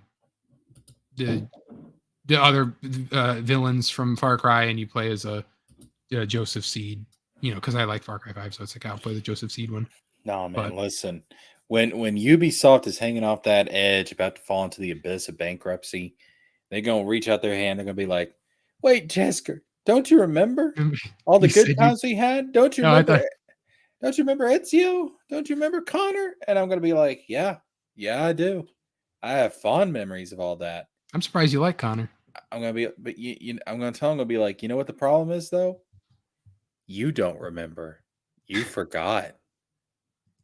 I mean, Ezio was added to Fortnite. There is that. Ooh, Ezio is added to a game that I have no interest in. I don't care about Fortnite. Any kind of game like that where it's just the I don't even know what you call them anymore. You know what I mean? The games or the battle royale. You mean? Yeah. Oh, yeah, Red. Like I'm gonna be like, you know what? I do remember all that, but you know who you forgot, Ubisoft? You forgot Juno. She's a bad bitch. Hello, Dalish, but I believe what you want to say is making a return to the brand new setup is. Hi, Wizard Ulu. Oh my god, yo, the fuck was that? You don't know the lore, Jessica. You don't know Lord. you don't know who this woman is. She's been on Tony streams, hasn't she? Yes, she has. But anyway, what I believe you're going to say to Ubisoft, Jessica. Remember, Sally, when I promised to kill you last? That's what made you did. I lied. Yeah. That's gonna be satisfying. Dalish, you have the link if you want to pop on, but we might be wrapping up because we did cover the two I wanted to cover. We could always just so I do have on deck the Ghost of Yatue thing that was in. I had saved it to talk about. Maybe one day we will get to it. If not, maybe when there's more stuff to talk about with it. But what I can speak on it is that I'll pull it up and we can just count this as me talking about it. What I can say on it is I don't care. I'm happy about. I wish they wouldn't have ended Jin's story so soon. According to them, they did it because they wanted to expand their gameplay stuff. Which I get, but I'm just like, you set up so much stuff in Ghost of Tsushima with Jin and the Shogun being the So now you care about story setup. Okay, so you hypocritical bastard. No, I like story setup when it's in a historical context and not inside a modern day context. What the fuck? Assassin's Creed's all about history. What the fuck do you mean? Yeah, and no, because I'm saying I like when they set up stuff in the history side of it. I don't care about modern day, Jessica. That's the whole point. The Isu plot is what connects the history stuff to the modern day. It's the history. Yeah, if you care about so imagine, Jessica, an Assassin's Creed game with no modern day whatsoever. You know what that's called? Ghost of Tsushima. You know what that's called? A history simulator. Yeah, and you know what I play Assassin's Creed for, Jessica? Well, you know what I played? History simulator. You know what I played Assassin's Creed for? Juno's mommy milkers. That's what I played Assassin's Creed for. God damn it, we liked son them of a bitch. We liked them back then too. That's right. We loved our mommy milkers. We loved our ancient race mommy milkers. We could get on. You want to get on topics of like Assassin's Creed women, right? Like, I mean, like, we're talking about, talk about, we could just, the greatest AC game of all time, Assassin's Creed 4 Black Flag, greatest AC game of all time. Actually, you know what? I'm going to be real with you. I mean, fuck me, and I mean that literally and figuratively, baby. Come on. Anyways, talk about Anne Bonny. Yeah, real life historical figure. Oh yeah, one of the handful of female pirates in the world. Mm-hmm. Like, Irish lass has one of the best songs in the whole game that she sings at the end. Tear-jerking moment at the end of AC4, and then she joins your crew and is on the ship the whole time and just cans out for days. Anyway, so I like Assassin's Creed 4. It is objectively one of the best. There's a butt coming. Remember, I have a kick button. But my personal favorite Assassin's Creed. Oh, okay, that's different. Because remember, I'm the guy that always says there's a difference between objective objective fact and subjective opinion. Now, when I say something is the best, I am saying that in an objective stance.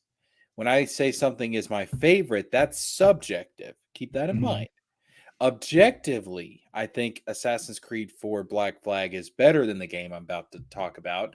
But my personal favorite... Yeah, you're nostalgic, like the one you play the most, right? Is Assassin's Creed 3. See, I'm glad that you're giving 3 flowers, because I feel like a lot of people don't. Like, it's AC2. No, I love Brotherhood, or it's Revelations. Like, I like 3 too. Like, I like 3 a lot. 3 is the one that I go back and replay the most. I think I still have my copy of 3. Yeah.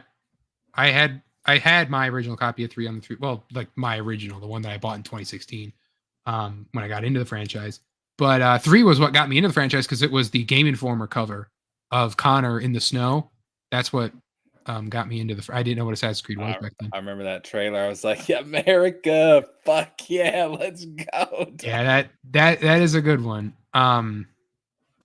The Red says 3 is by far the worst of the good AC games, which is Fuck you, Red. And blue's a better color anyways. Ghost of Tsushima. It's very good. Have you played Ghost of Tsushima at all, Jessica? I have not played Ghost of Tsushima. It's good. It's an Assassin's. I wanted it the minute I found out it was Assassin's Creed. Like I was like, oh crap! But a nice big open world, beautiful soundtrack. Not like a Ubisoft where a bunch of crap all over the place. There is kind of, but it's not on the map. You have to kind of like find it yourself. And you can use awesome. Great game. Great story too. Great story. The reason why I would play that is because see, like one of my problems with the Assassin's Creed situation is that it got away from the original premise of the game. So it just seems like it's a completely different franchise now. And I feel like that's a betrayal of what the game is meant to be. But Ghost of Tsushima, is it like purely like a historical piece? Okay. It is. Well, it's not trying to be like a modern day, like you're rewatching it. Well, it's not. That's the premise of the franchise. I have to make a slight adjustment.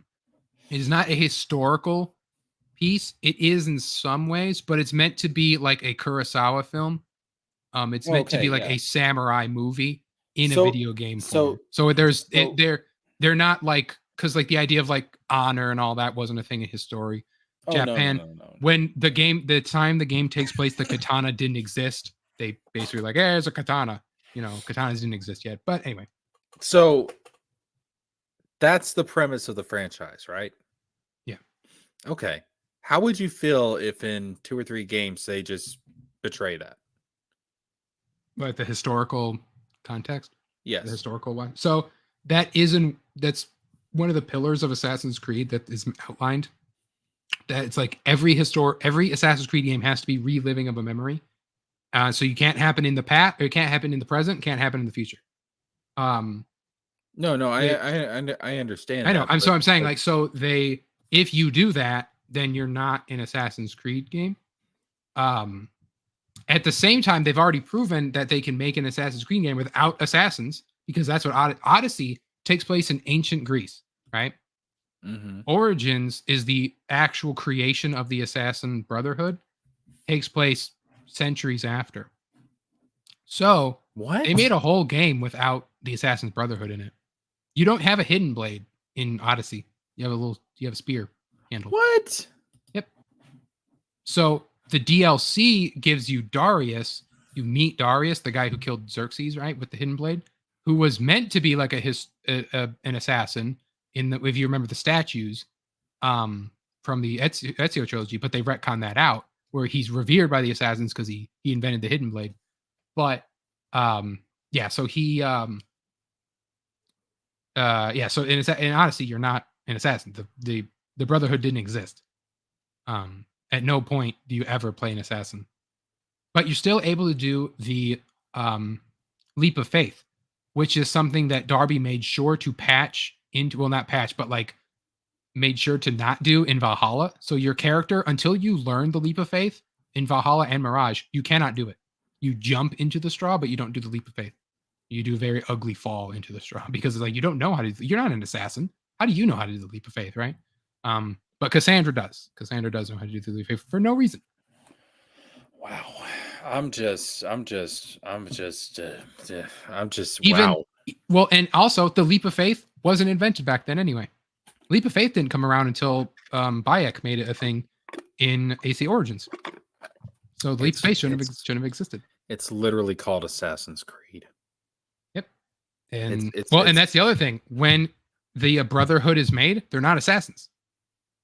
They're hidden ones. Because but they have links. They have links to what will eventually become the Brotherhood. They become the assassins. They have hoods. They have hoods, hidden blades, cut off fingers, Creed, everything like that. It's all Well, there. It's just they're not that- called the Assassin Brotherhood yet because the word assassin comes from the Arabic hashashin, which didn't happen until like the Black Hand or whatever, like in actual history years later, like the word assassin wasn't a thing yet. So well, no, that's fine yeah. as long as the player themselves know like this is linked to what is going to become the Assassin's Brotherhood. That still counts. There's a moment, one of the best moments of the game is when Bayek and his wife basically find out that they've been betrayed by Cleopatra and Caesar, and they can't trust anyone in power anymore. So they basically like Bayek has like this eagle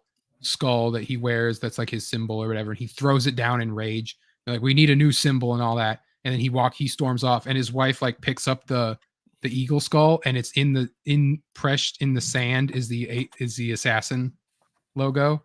And so it's like basically like that's where they got the symbol from, and it was just you hear the it's like okay, that's cool. Origins is cool. Origins is really cool. They really tried with that one. It was their last one that I feel like they really tried on. Well, see, like that's essentially like if they like Disney's talking about doing this Origin of the Jedi movie. I mean, they're not going to be called Jedi. Like the founder of the Jedi Order is not going to call himself a Jedi. That's not going to develop until later. But it's still the origin of the Jedi because it's going to evolve into the Jedi Order at a certain point. So that still counts. It's the same thing with the the assassins. Like it still counts. Yeah, there's very odd Final Fantasy inspired weapons. Yeah, so in Origins, so that's the other thing, Jessica. If you want, in Origins, you can get a sword, a shield, and a chocobo. Because they did a Final Fantasy 15 crossover. Oh, I hate 15. Well, I mean, there's nothing about it besides like lightning strikes a temple, and on the temple there's like a drawing of like one of the anime hair boys, and yeah, you get like an Ultima weapon or something and a shield, and the character's not in it. You just get the sword, the shield, and you get a chocobo. It was a weird crossover they did. I don't know why. Final Fantasy 15 is almost as shitty as modern Assassin's Creed. Well, we don't need you getting off on like a rant about no Japanese stuff. That being said, Ghost of see that's the other thing. Ghost of Tsushima is made by an American company. It's not a Japanese set in Japan, but it's an American company made everything. So this game, I don't know, like it looks cool. Like it's more Ghost of Tsushima stuff, and I like the playing through Ghost of Tsushima and all that. I'm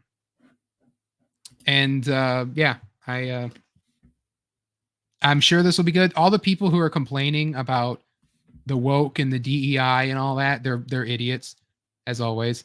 I don't know about you, Jessica, but I'm fine playing as a woman. Because sometimes like women can be hot. I'm fine playing with women too. Oh, that's not what you said. Well, I haven't experienced that. So oh my God, we have got to fix this situation. I mean I could announce something, right? Nah, I shouldn't. Did the wizard find him a witch? I don't want to speak it into existence. Too early. Yeah, okay.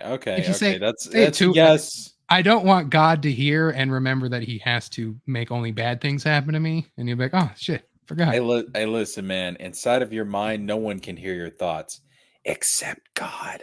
That is true. God is omniscient. But anyway, so there's a gun. Guns are always cool. And you have she has that new weapon that's like the scythe, the mini scythe on the chain. I've heard it been said, but I can't remember what it is. I played through Ghost of Tsushima at least 3 times. Yeah, I think I'm at 3 too.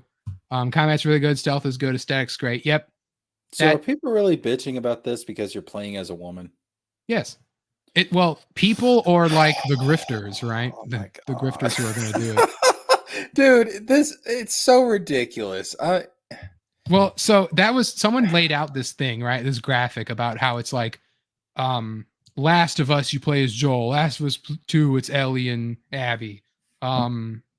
what was the other ones? It was like Uncharted Nathan Drake, and then that Uncharted 2-hour side game you play as two. You know, it's like the demasculation of the PlayStation people, and it's like, okay, like they're like he's gonna get Kratos next. I'm like, you're not. If anything, if you're gonna play as Atreus a side game, but it's not even gonna be a sequel. It's gonna be a side game. Like the Uncharted one was. Well, I could see, based on how the last God of War ended, seemed to me like they were setting up Kratos to stick around in the Norse realms to be Did you their play God of War. Did you play Valhalla? The Yeah. DLC Valhalla? Okay. Yeah. Yeah. So I mean I mean to me that kind of set it up even more, because he's going through kind of making peace with his past so he can be a better God of War for the Norse. So there's a couple ways they could go about sequels to God of War. One is not all the Greek gods are dead. There is that. I remember there was fantasy booking that Yo, I always pictured when Kratos leaves like the Greek world, like the other gods, like they just come out of hiding. They're like, is he gone? Gone. So here's the perfect setup for a game, right? Is there was also a thing that was said about, if you remember God of War 18, there was like the horn gets blown by someone. We still haven't figured out who it was. It was just the only hint that we got was like whoever is hunting them, right? And it was like, well, it's not Odin, Balder, or Thor, because Jormungandr doesn't like any of them. And it was in the middle of the game when Atreus is sick, so it's not Freya after the game, right? That doesn't work. So it would have to be a goddess of the hunt. Artemis was never killed. Ooh. So I want Artemis to basically be tracking Kratos down, and it's like not as a villain of a game, but like as a one of like the mid-level bosses that you fight halfway through, like Artemis, and it's like you killed all of us, like you destroyed Greece, right? Like it'd be so cool to have Artemis come after him. Kratos didn't kill Apollo either, did he? He killed Helios. Right. So he did take out the sun. They do mention in Valhalla the days of like reclaiming or like rebuilding or whatever. So there is still Greek people did somehow manage to bring all that back together. So make it work. Well, the reason I say that is because in the real world, towards the decline of the Greek culture, and when Rome was really starting to take power, there was actually some cults that rose up talking about how Apollo, if anybody was going to succeed Zeus, it would be Apollo. So I wonder if they may have taken inspiration from some of those later Greek cults, and maybe Apollo could be like the new king of Olympus or something. Yeah, they could do something like that. If they want, I would want to kind of see Greece again in some capacity, just because they mentioned like the reclaiming, right? It'd be cool to go back to Greece. So here's what I think is going to happen. So I think for the next like series of games, I actually think Kratos is going to stick around in the Norse realms, and I think we're going to pick up with Atreus, and I think Atreus is going to go to the Greek pantheon, and remember, because he's looking for the giants. He's looking for the giants. So I think they're going to do like a Moses type of thing, and we're going to find out that the giants fled from the Norse realms. They ended up in Egypt. They were enslaved by the Egyptian gods, and Atreus is going to have to free them. Well, I do see that, but I don't see him going to Greece. I see him going to Egypt. But Greece and Egypt share the sea, so you could do a game in Greece, Rome, and so that's the other thing. People have mentioned Rome. Rome would literally just be a 1-to-1 copy of Greece. Oh yeah. So like all of their pantheon. So like a modern Kratos going after Roman gods that they're basically like the Greek ones, but they'd be slightly different. But he'd be wiser. Yeah, they literally are the Greek gods, just with different names. Like Jupiter is Zeus. So if in their world we're like, hey, they're the same. They're not the same people, but they're literally just like copies of the same people, and Kratos gets a second chance, right? Like, or Stray Beans points out Asian mythology that was brought up in 2018. Yeah. And I Tyr in Valhalla fights you with katanas. Like they could do Japanese stuff. I think we're going to get that eventually, but I think Egypt is going to be the next one. I think it's Egypt too. I think they set up Egypt a lot. Yeah, I think Egypt. We're going to get Atreus in Egypt, and then maybe something will happen at the end of that series of games. It's going to lead to Asia, and I think like I like the idea that when the Greek world fell, they rebuilt it as the Roman world. There's that. And yeah, and I think like them returning there would be like the finale of the story. See, I remember it was rumored after Ragnarok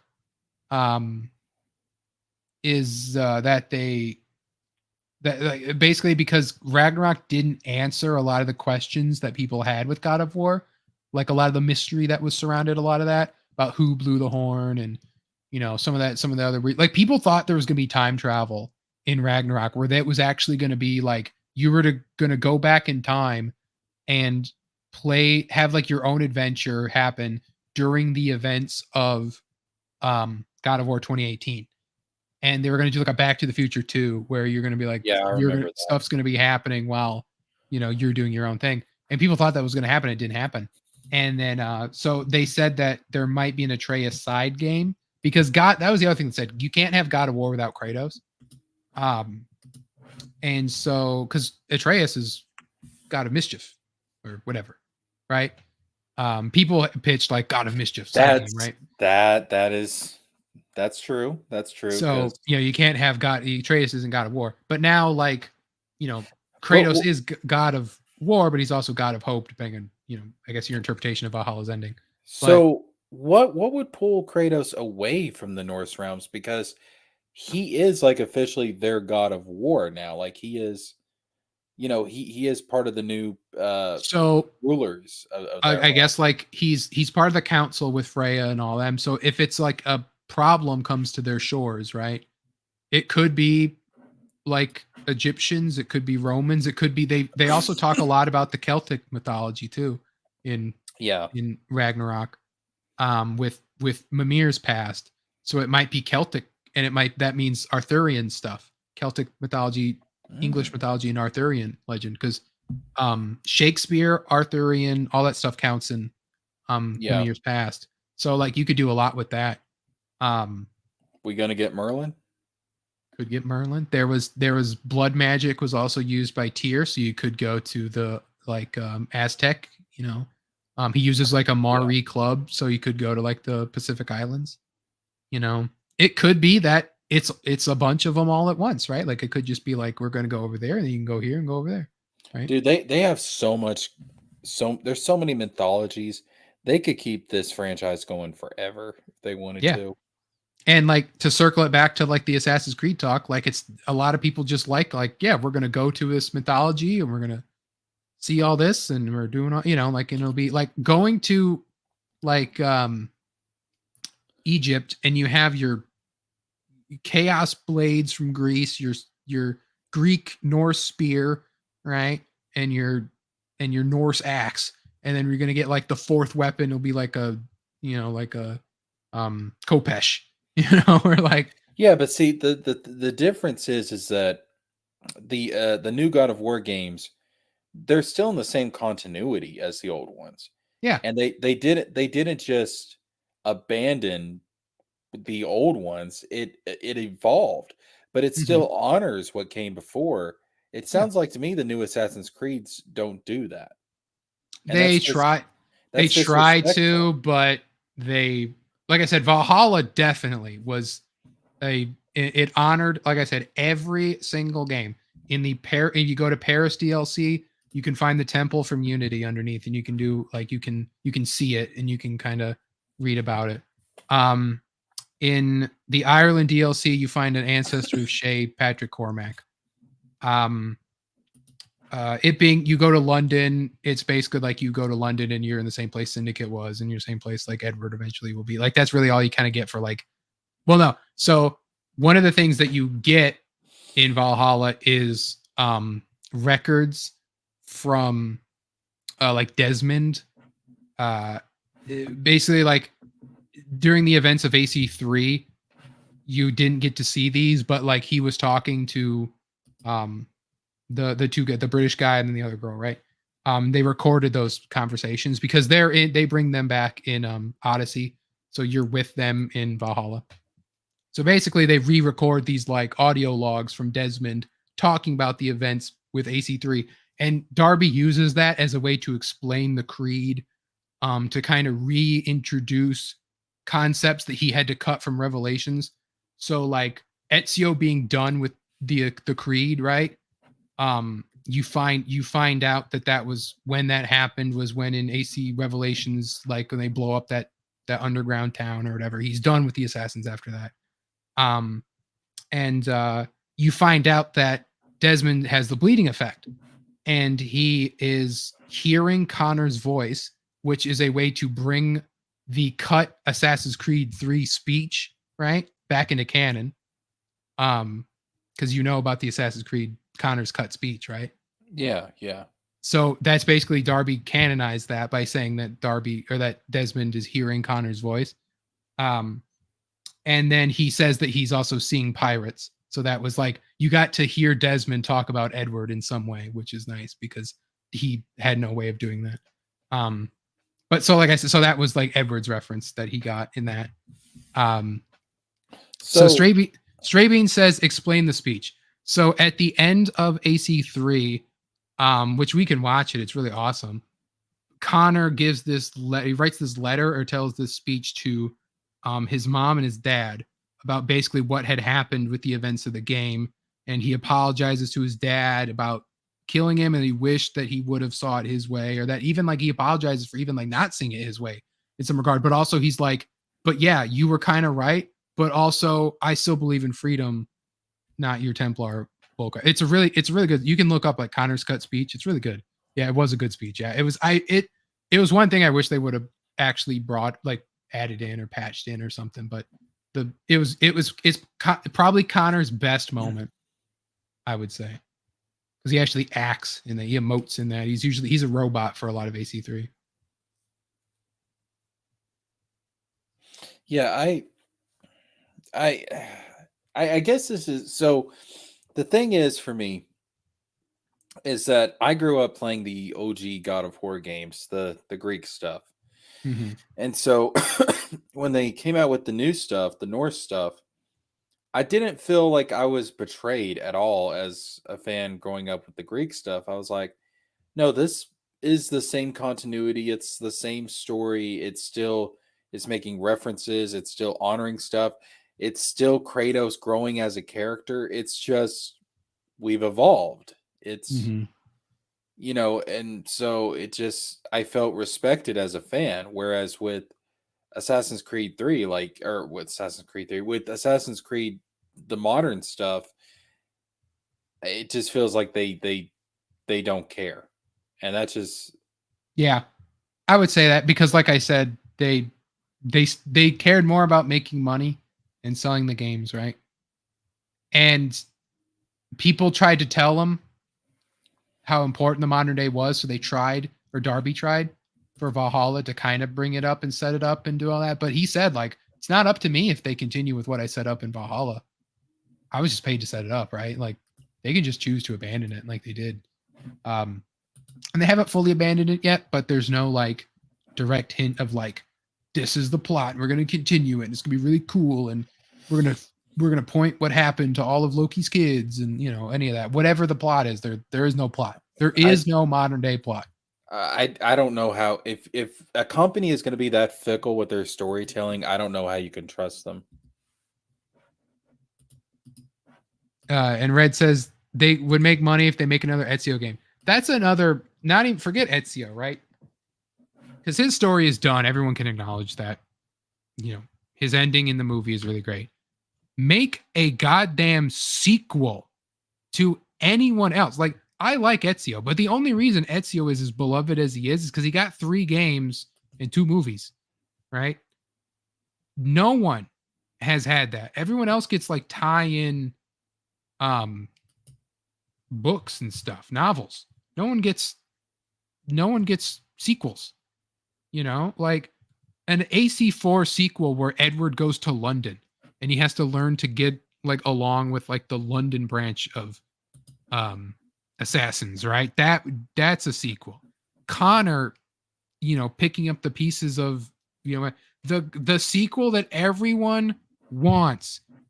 Arno hunting down Shay for killing his dad, and he gets an old Connor and an old Aveline de Grand Prix to help him. It's right there. Like Shay Cormac, who killed Arno's dad, dies old with his sons in a cap. Like Arno kills every single Templar in France because of his, like, because he's simping for a redhead, which I do not blame him. And like, oh yeah, Arno forgot his real dad died. Yes, because his girlfriend's dad is killed, so he has to kill every single Templar. When it's like, the man who killed your father will die old.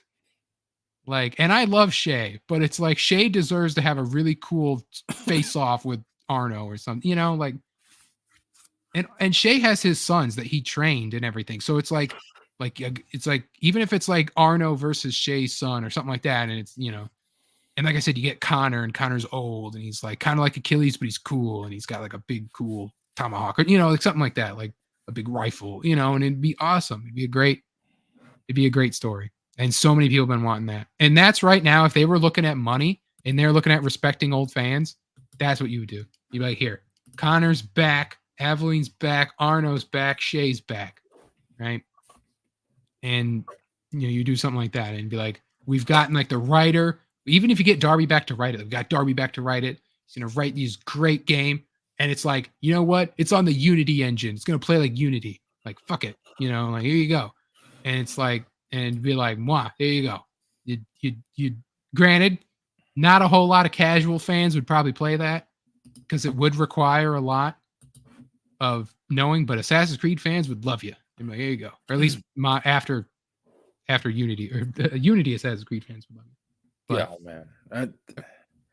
A fuck a capitalism. Damn it. It just, what about storytelling? But that's the thing. Like that's like, you can have capitalism. You just gotta have a good product. You can't just make money doing crap. You gotta make money. They had a good product. I know, but I'm saying, like, you can make one now. If you make that Unity sequel, we go after Shay, that's a good product. It's a good story. You got to make it a good product. I'm gonna be real with you. I probably wouldn't, even if it did bring back the old stuff, I probably wouldn't buy it out of spite. Well, I mean, that's you though. I'm talking about like people who aren't dead inside. You know? Yeah, and I'll use all my social media influence to convince everybody else, don't buy this. You'd be like, don't do it. It'd be like, no, it's literally what we want. It'll be like that scene from Star Trek. So I'll be like, don't listen to them. Don't. Let me lay this on you, Jessica. But they'll die, Jim. Let them die. Ubisoft is sold. What then? What do you mean? Like, if Ubisoft is sold, like they're going under, they're sold to, let's say Sony, right? Sucker Punch Studios makes the next Assassin's Creed, and they're not only going to commit to a great historical experience. They're going to take time, really make the game look good, but they're also committing to a modern day plot that everyone can get around. And they're even going to they're gonna go all the way back to like before like Syndicate. So Juno's still alive. They're like, hey, we're gonna give you the proper Assassin's Creed right now. You know, is it too far gone? Are you too far over it? I want a public apology. Even if the company's gone? Like, because the company's gone. I want them to drag everybody that screwed it up out on stage and force them to apologize. and then I want them to piss on all the other games that aren't tied into the old story. Yeah, I'm just saying, like, what? And on top of that, also lick my fucking boot. All right. I mean, no, serious. Like, I'm a spiteful bitch. I mean, I'm just being real with. I mean, listen, if they did that, I'd give it a chance. Because after a while, that like fresh new look for the franchise that gets everyone right. Like that. But There's something at about the that new same coat of time, paint where you're like like, all the new fans that don't appreciate the old shit, I kind of want them to suffer as I have suffered because again, I'm a petty, spiteful bitch. to be the old fans though, or like the new fans though, like they're gonna just want the good game that exists. Yeah. They're not they won't. I've always said this about MCU and Marvel, right? Because I like you am a purist for what has come before, but not with Assassin's Creed, ironically. But even more about like, I take what I get gameplay, because with games it's different, because with games a good gameplay Well, can trump a good story. I But think part of it, what it is for me is if you're not willing to commit, because I have such an obsession with good storytelling and I have a respect for consistent storytelling. And people that don't respect that and they're just casuals, maybe this is going to come off as elitist, but I don't have a lot of respect for those type of people. so I'm just kind of what like, why my the my fuck are you thinking here?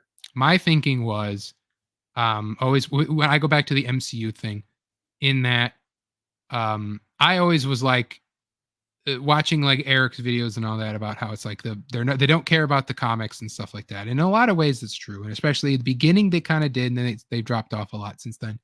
But the idea of like giving character, like I always I should make like a Thor rant counter, because it's time to rant about Thor. So the Thor movies 1 and 2 are good, 3 kind of sucks in hindsight, and 4 is god awful. Oh yeah, Yeah, well, yeah. Well, I like 3, but yeah, 4 is dog shit. 3 set him down the path of no return. That's why I don't like 3. I like 3, but also fuck Ragnarok.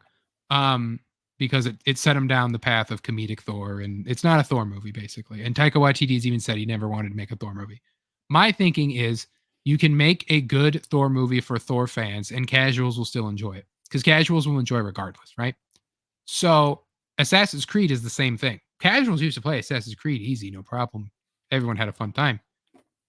It was Ubisoft trying to divide the fans even more by being like, well, if we get more casuals to play more, we'll get even more money, right?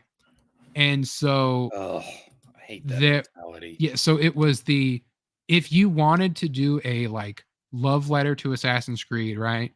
And like if they did remaster AC1, AC1 remaster would probably sell and review very well, because people like remasters, because it's a game they haven't played yet, and it's touched up, it looks good, quality of life stuff's in there. There you go. And even with its like modern day stuff, would be brand new to them probably in a lot of ways, because the Assassins and Templars have left Assassin's Creed games mainly. And so that would be, especially in the modern day, that would be like a return to form in that regard. That would be like, wow, like this is new, this is interesting, I like this, right? Even though it's old, it's new. And if you've only played like the more hype Assassin's Creed ones that have come later, where they're all about the spectacle and all that, you'd have that kind of old grounded kind of thing to it. And so yeah, you could probably get a lot more by doing that. And that's why I say, like, like you can hate capitalism all you want, but at the end of the day, it's when you're selling a bad product is when it's a problem. Because then it's like, but I mean, I'm not going to stop you for selling a bad product, but it's also just like, hey, yeah, like if I was the guy in charge, I'd be doing this right now, and you'd be making a whole lot more money. Granted, you're not going to be you're probably not going to be making as much money as fast, and respect from fans can't buy you much, but you get a lot of goodwill that way. Goodwill sells products. People will promote it and be like, hey, this is good. They brought back AC1, plays like it should, whatever, right? So, Well, again, this is why I can never be a businessman, because I don't think in those terms. I'm more philosophical, I guess. So I just care more about the story and the writing and being Yeah. consistent. And And like I said, that you want that, and you want to, because you want to praise the fan, you want to like Spider-Man No Way Home, right? Spider-Man No Way Home was in all regards like is a massive blockbuster Disney movie, right? Disney Sony movie. $1 billion companies poured money into that movie, right? But what Spider-Man No Way Home is a love letter to the previous Spider-Man movies. And it is a sequel to those movies. And if you were a fan of those movies, you got respected by being like, hey, you like those movies? Here you go, right? More of that, what you loved, whatever. It could have been shameless cash grab. It could have been nostalgia bait. In some parts, it kind of is. But overall, that whole package, that is a respect to the fans, the actors, the previous movies, right? That also made $1 billion. So it's like Doctor Strange Multiverse of Madness is not that. Doctor Strange 2 tried to just throw in cameos and all that. The only time I felt respect during that movie was when the same actor from Inhumans was playing Black Bolt. I was like, that's nice that you brought him back, and thank you for respecting me for watching Inhumans. But otherwise, like, I don't need to see. Like, I never liked John Krasinski's Reed. I don't care about it. I've seen Professor X. Yeah, it's cool. It's in the MCU, but Patrick Stewart's kind of phoning this in, right? You know, like it was not the same. Deadpool 3 is respect. It's a love letter to the previous Fox movies, right? Especially to the ones that didn't get love, like Daredevil and and Blade, who was the very first superhero movie of Marvel and kind of set it all in motion. Like I said, made $1 billion. So, you can do these, like, you have to respect the story. You have to respect the art first. And you can do all that like cash grabby stuff you want, as long as you make it work with a good plot, good characters, and respect for both the characters, the comics, the source material, the fans, whatever. So yeah, so Assassin's Creed, if they were to make a return to form, you could very easily do that. There's talks that with this new, because they're going to launch a Assassin's Creed hub basically for all future games, where it's going to be like this Nexus or whatever, and you will be able to just pick any game that is there, right? That there might be the possibility for small sequel games that are cheaper, and if they wrote them really well, where it's like, these are the characters you remember, we got the voice actors back. I don't know if you know this, but Roger Craig Smith, who voiced Ezio, we talked about him earlier, who's voicing Batman, right?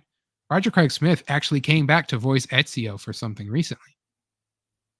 He voiced, Red probably knows this, he voiced Ezio for a entrance for an AEW wrestler at the pay-per-view, because he had an Assassin's Creed themed entrance. So Roger Craig Smith actually voiced Ezio for that. He did that, or he didn't really play Ezio, but he did the voice, right? Like, because for legal reasons, but he did the same like Italian accent. He said it was cool, but he didn't like. He was like, it's weird that that's what it was for, but still, yeah. But I think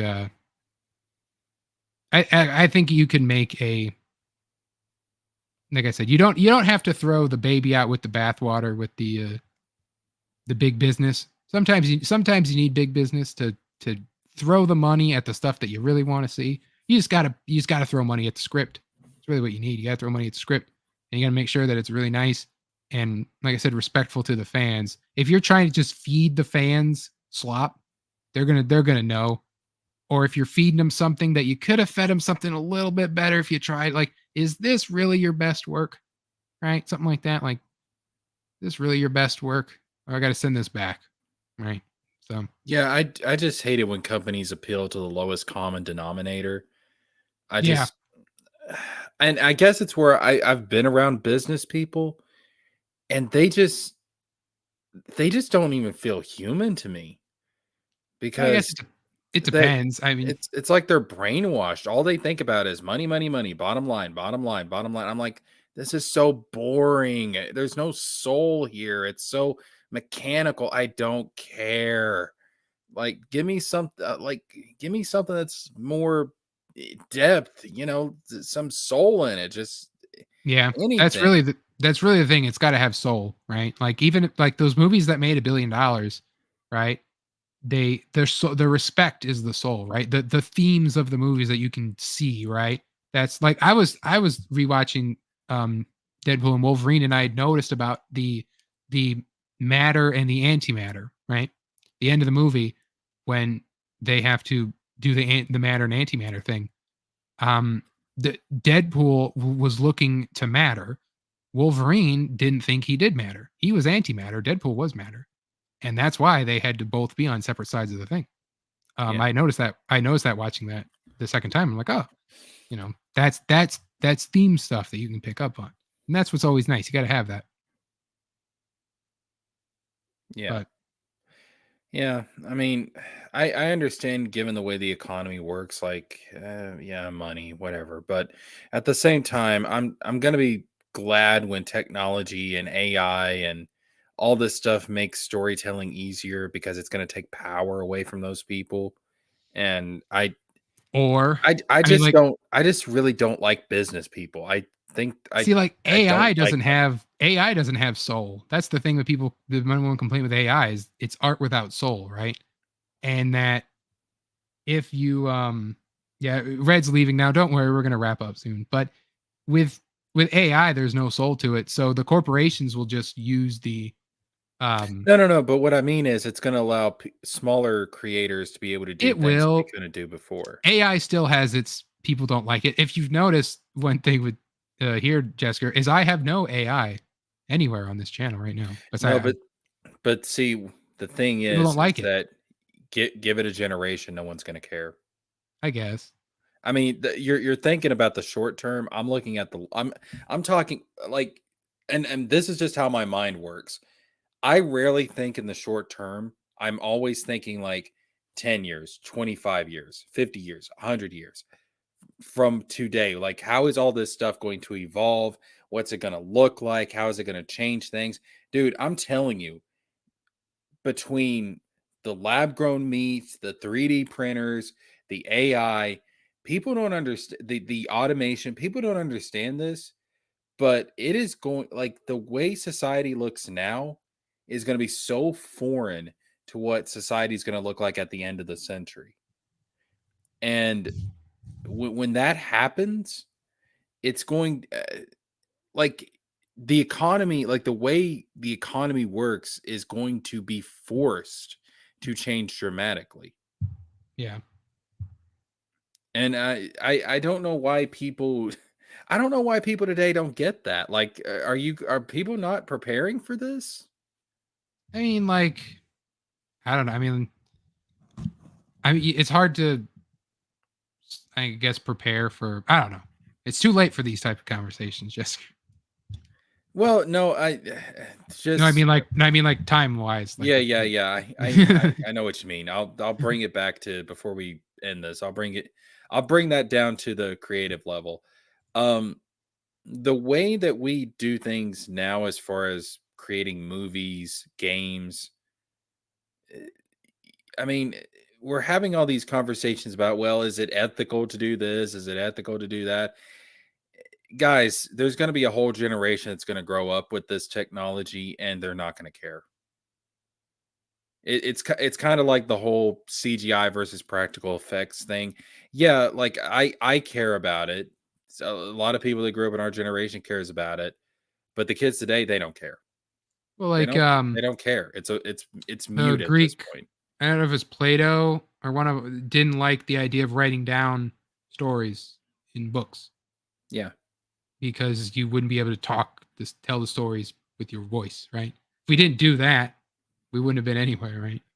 Yeah. It's progress, people, and progress will not stop for anyone. I mean, it's like, what's that saying? The last company that made the horse and buggy made the best damn horse and buggy in history, but it didn't matter because we already had the combustible engine. It Yeah. was over. I mean, like, you cannot stop progress. That's why when I hear people talk about AI and they're like, oh, this is horrible and stuff. It's going to take all these jobs. Yes, it is.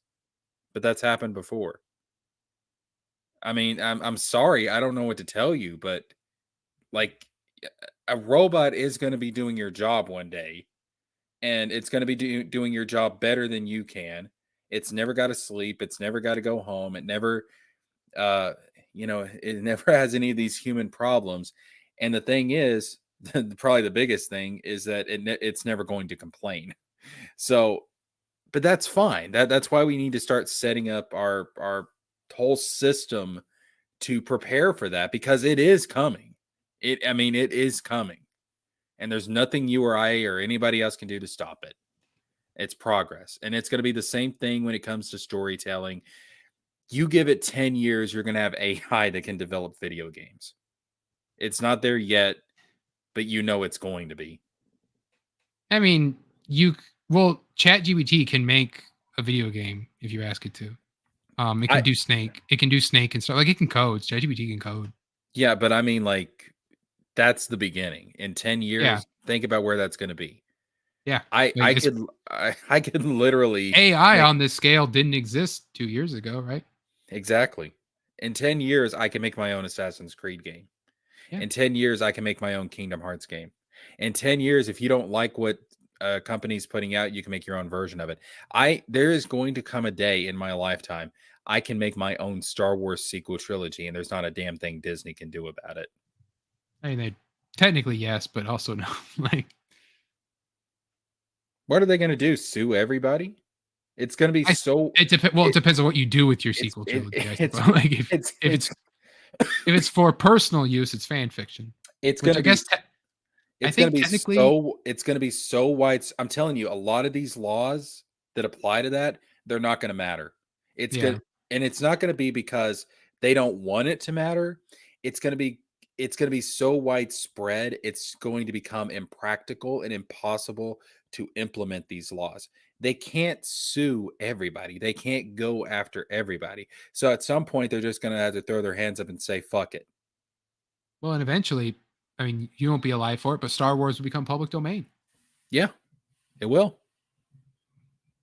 I mean, I know people are scared about all this stuff coming down. I can't wait. I'm ready to crash the whole damn system. I mean, because it's an outdated system anyways, in a lot of respects. We're still living like it's the fucking 1950s. And God, I wish we lived like it was the 1950s. I don't. The 1950s were not good for everybody, man. And I just like retro aesthetic.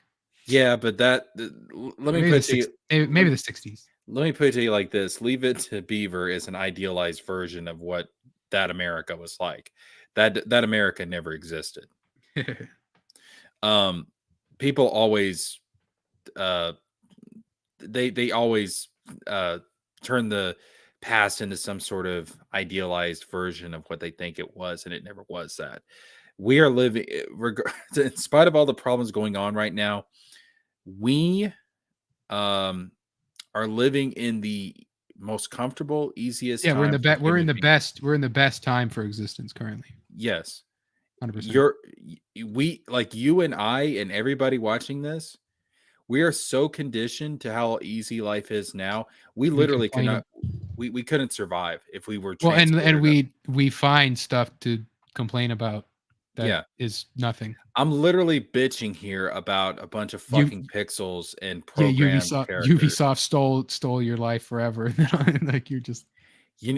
You know what my ancestors were doing 100 years ago? Trying to survive the Great fucking Depression. Yeah.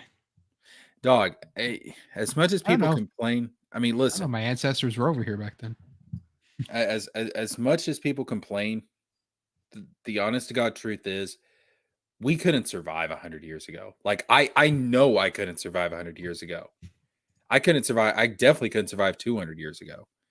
Straybeen says the baby boomer had it better. We already peaked. The baby boomers are a bunch of spoiled, rotten brats that never grew up. So the baby boomers now, but like when the baby boom, like that era, the post World War II economic and baby boom, that was pretty. If you exclude the racism, I was about to say it was good for white people. We have racism now. Yeah, but we don't listen.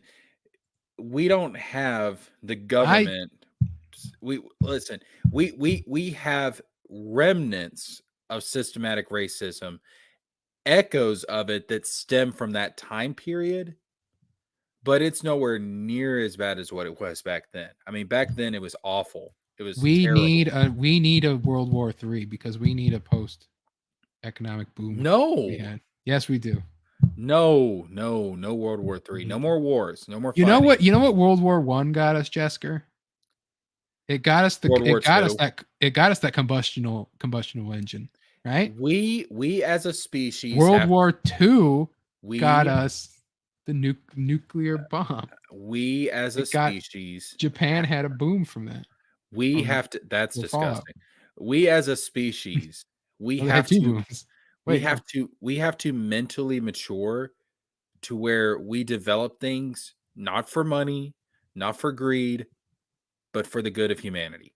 You know what would happen? You know, I wonder what would happen with a World War III, what technology we would get. Because World War II got us World War II got us like space age, right? Like we got the rockets from that. Let me tell we got a lot from World War II. Let me tell you what would happen. World War III will be fought with nukes. World War IV will be fought with sticks. Well, so World War III, again, it's too late for these types of talks, but World War III, if you look at how they would do it, it would probably be nukes, which means that it might be about nuke defenses. So that means that we might create like force fields. We'd get force fields out of World War III. Why do we need a world war? You wanna be able to cast Eroga on yourself and go defense. Why do we need a war to develop technology? Why can't we do it just because it's a good thing to do? Because war gives you like the need to do it. What? Okay. Samurai Snowman says we would get the T-1000. Don't you think that's a really damning statement on us as a species? It's true. Exploding pagers, we are getting those. Pagers have come back just to blow us all up. But Jesker, I have to cut the show off because it is almost midnight, and I said I would only going to go till 11. Oh damn. Okay. An hour past that. If y'all want more philosophical discussions like this, come over to my channel at Jesker James. And Jesker, thank you for coming on and allowing me to rant. We didn't even get to everything I was going to talk about, which I knew we weren't going to. Oh, what? I thought it was the Batman and the. It was, but I have a folder on my browser of like every news, so I have like the Lies of P DLC pictures. That's fine. Cynic played that, so that was going to be more for Cynic anyway. The Netflix Avatar news, which we can save that for next week because we've gotten into it before about Netflix Avatar Last Airbender, and I still feel like I can convince you that show is complete dog crap that deserves to sit right next to the movie. And you can take that. Whoa, you think it's that bad? It is that bad. We will save that for next week, and hopefully we'll have some of the other people who I sent the links out to who didn't come on, but that's okay. But we hit 50 subs. I wanted to hit 50 before we went live. We got really close, but we hit 50 as we were live, and that is good. We had about 5 viewers watching, which is nice. I think percentage-wise, I don't know. I have 50 subscribers, so I don't know percentage-wise what that is. But I'm sure it's better sub-to-view ratios than some other people have. But you didn't get to see a whole lot of my soundboard that I had made, but that's okay. They're only made for specific moments. It was a good stream. I don't really have a good outro because I never really got to do an outro, but I basically made an outro video to play, so I guess we'll just do that. But thank you everyone. Thank you Cynic for coming and leaving to go with Katie's. But this is the last week that Katie's gonna be on Wednesday. So wait, Katie's changing the time? Yeah, she's changed it to Fridays. Yeah, that's probably better. So thank you everyone, and enjoy the 30-second outro before I end the stream.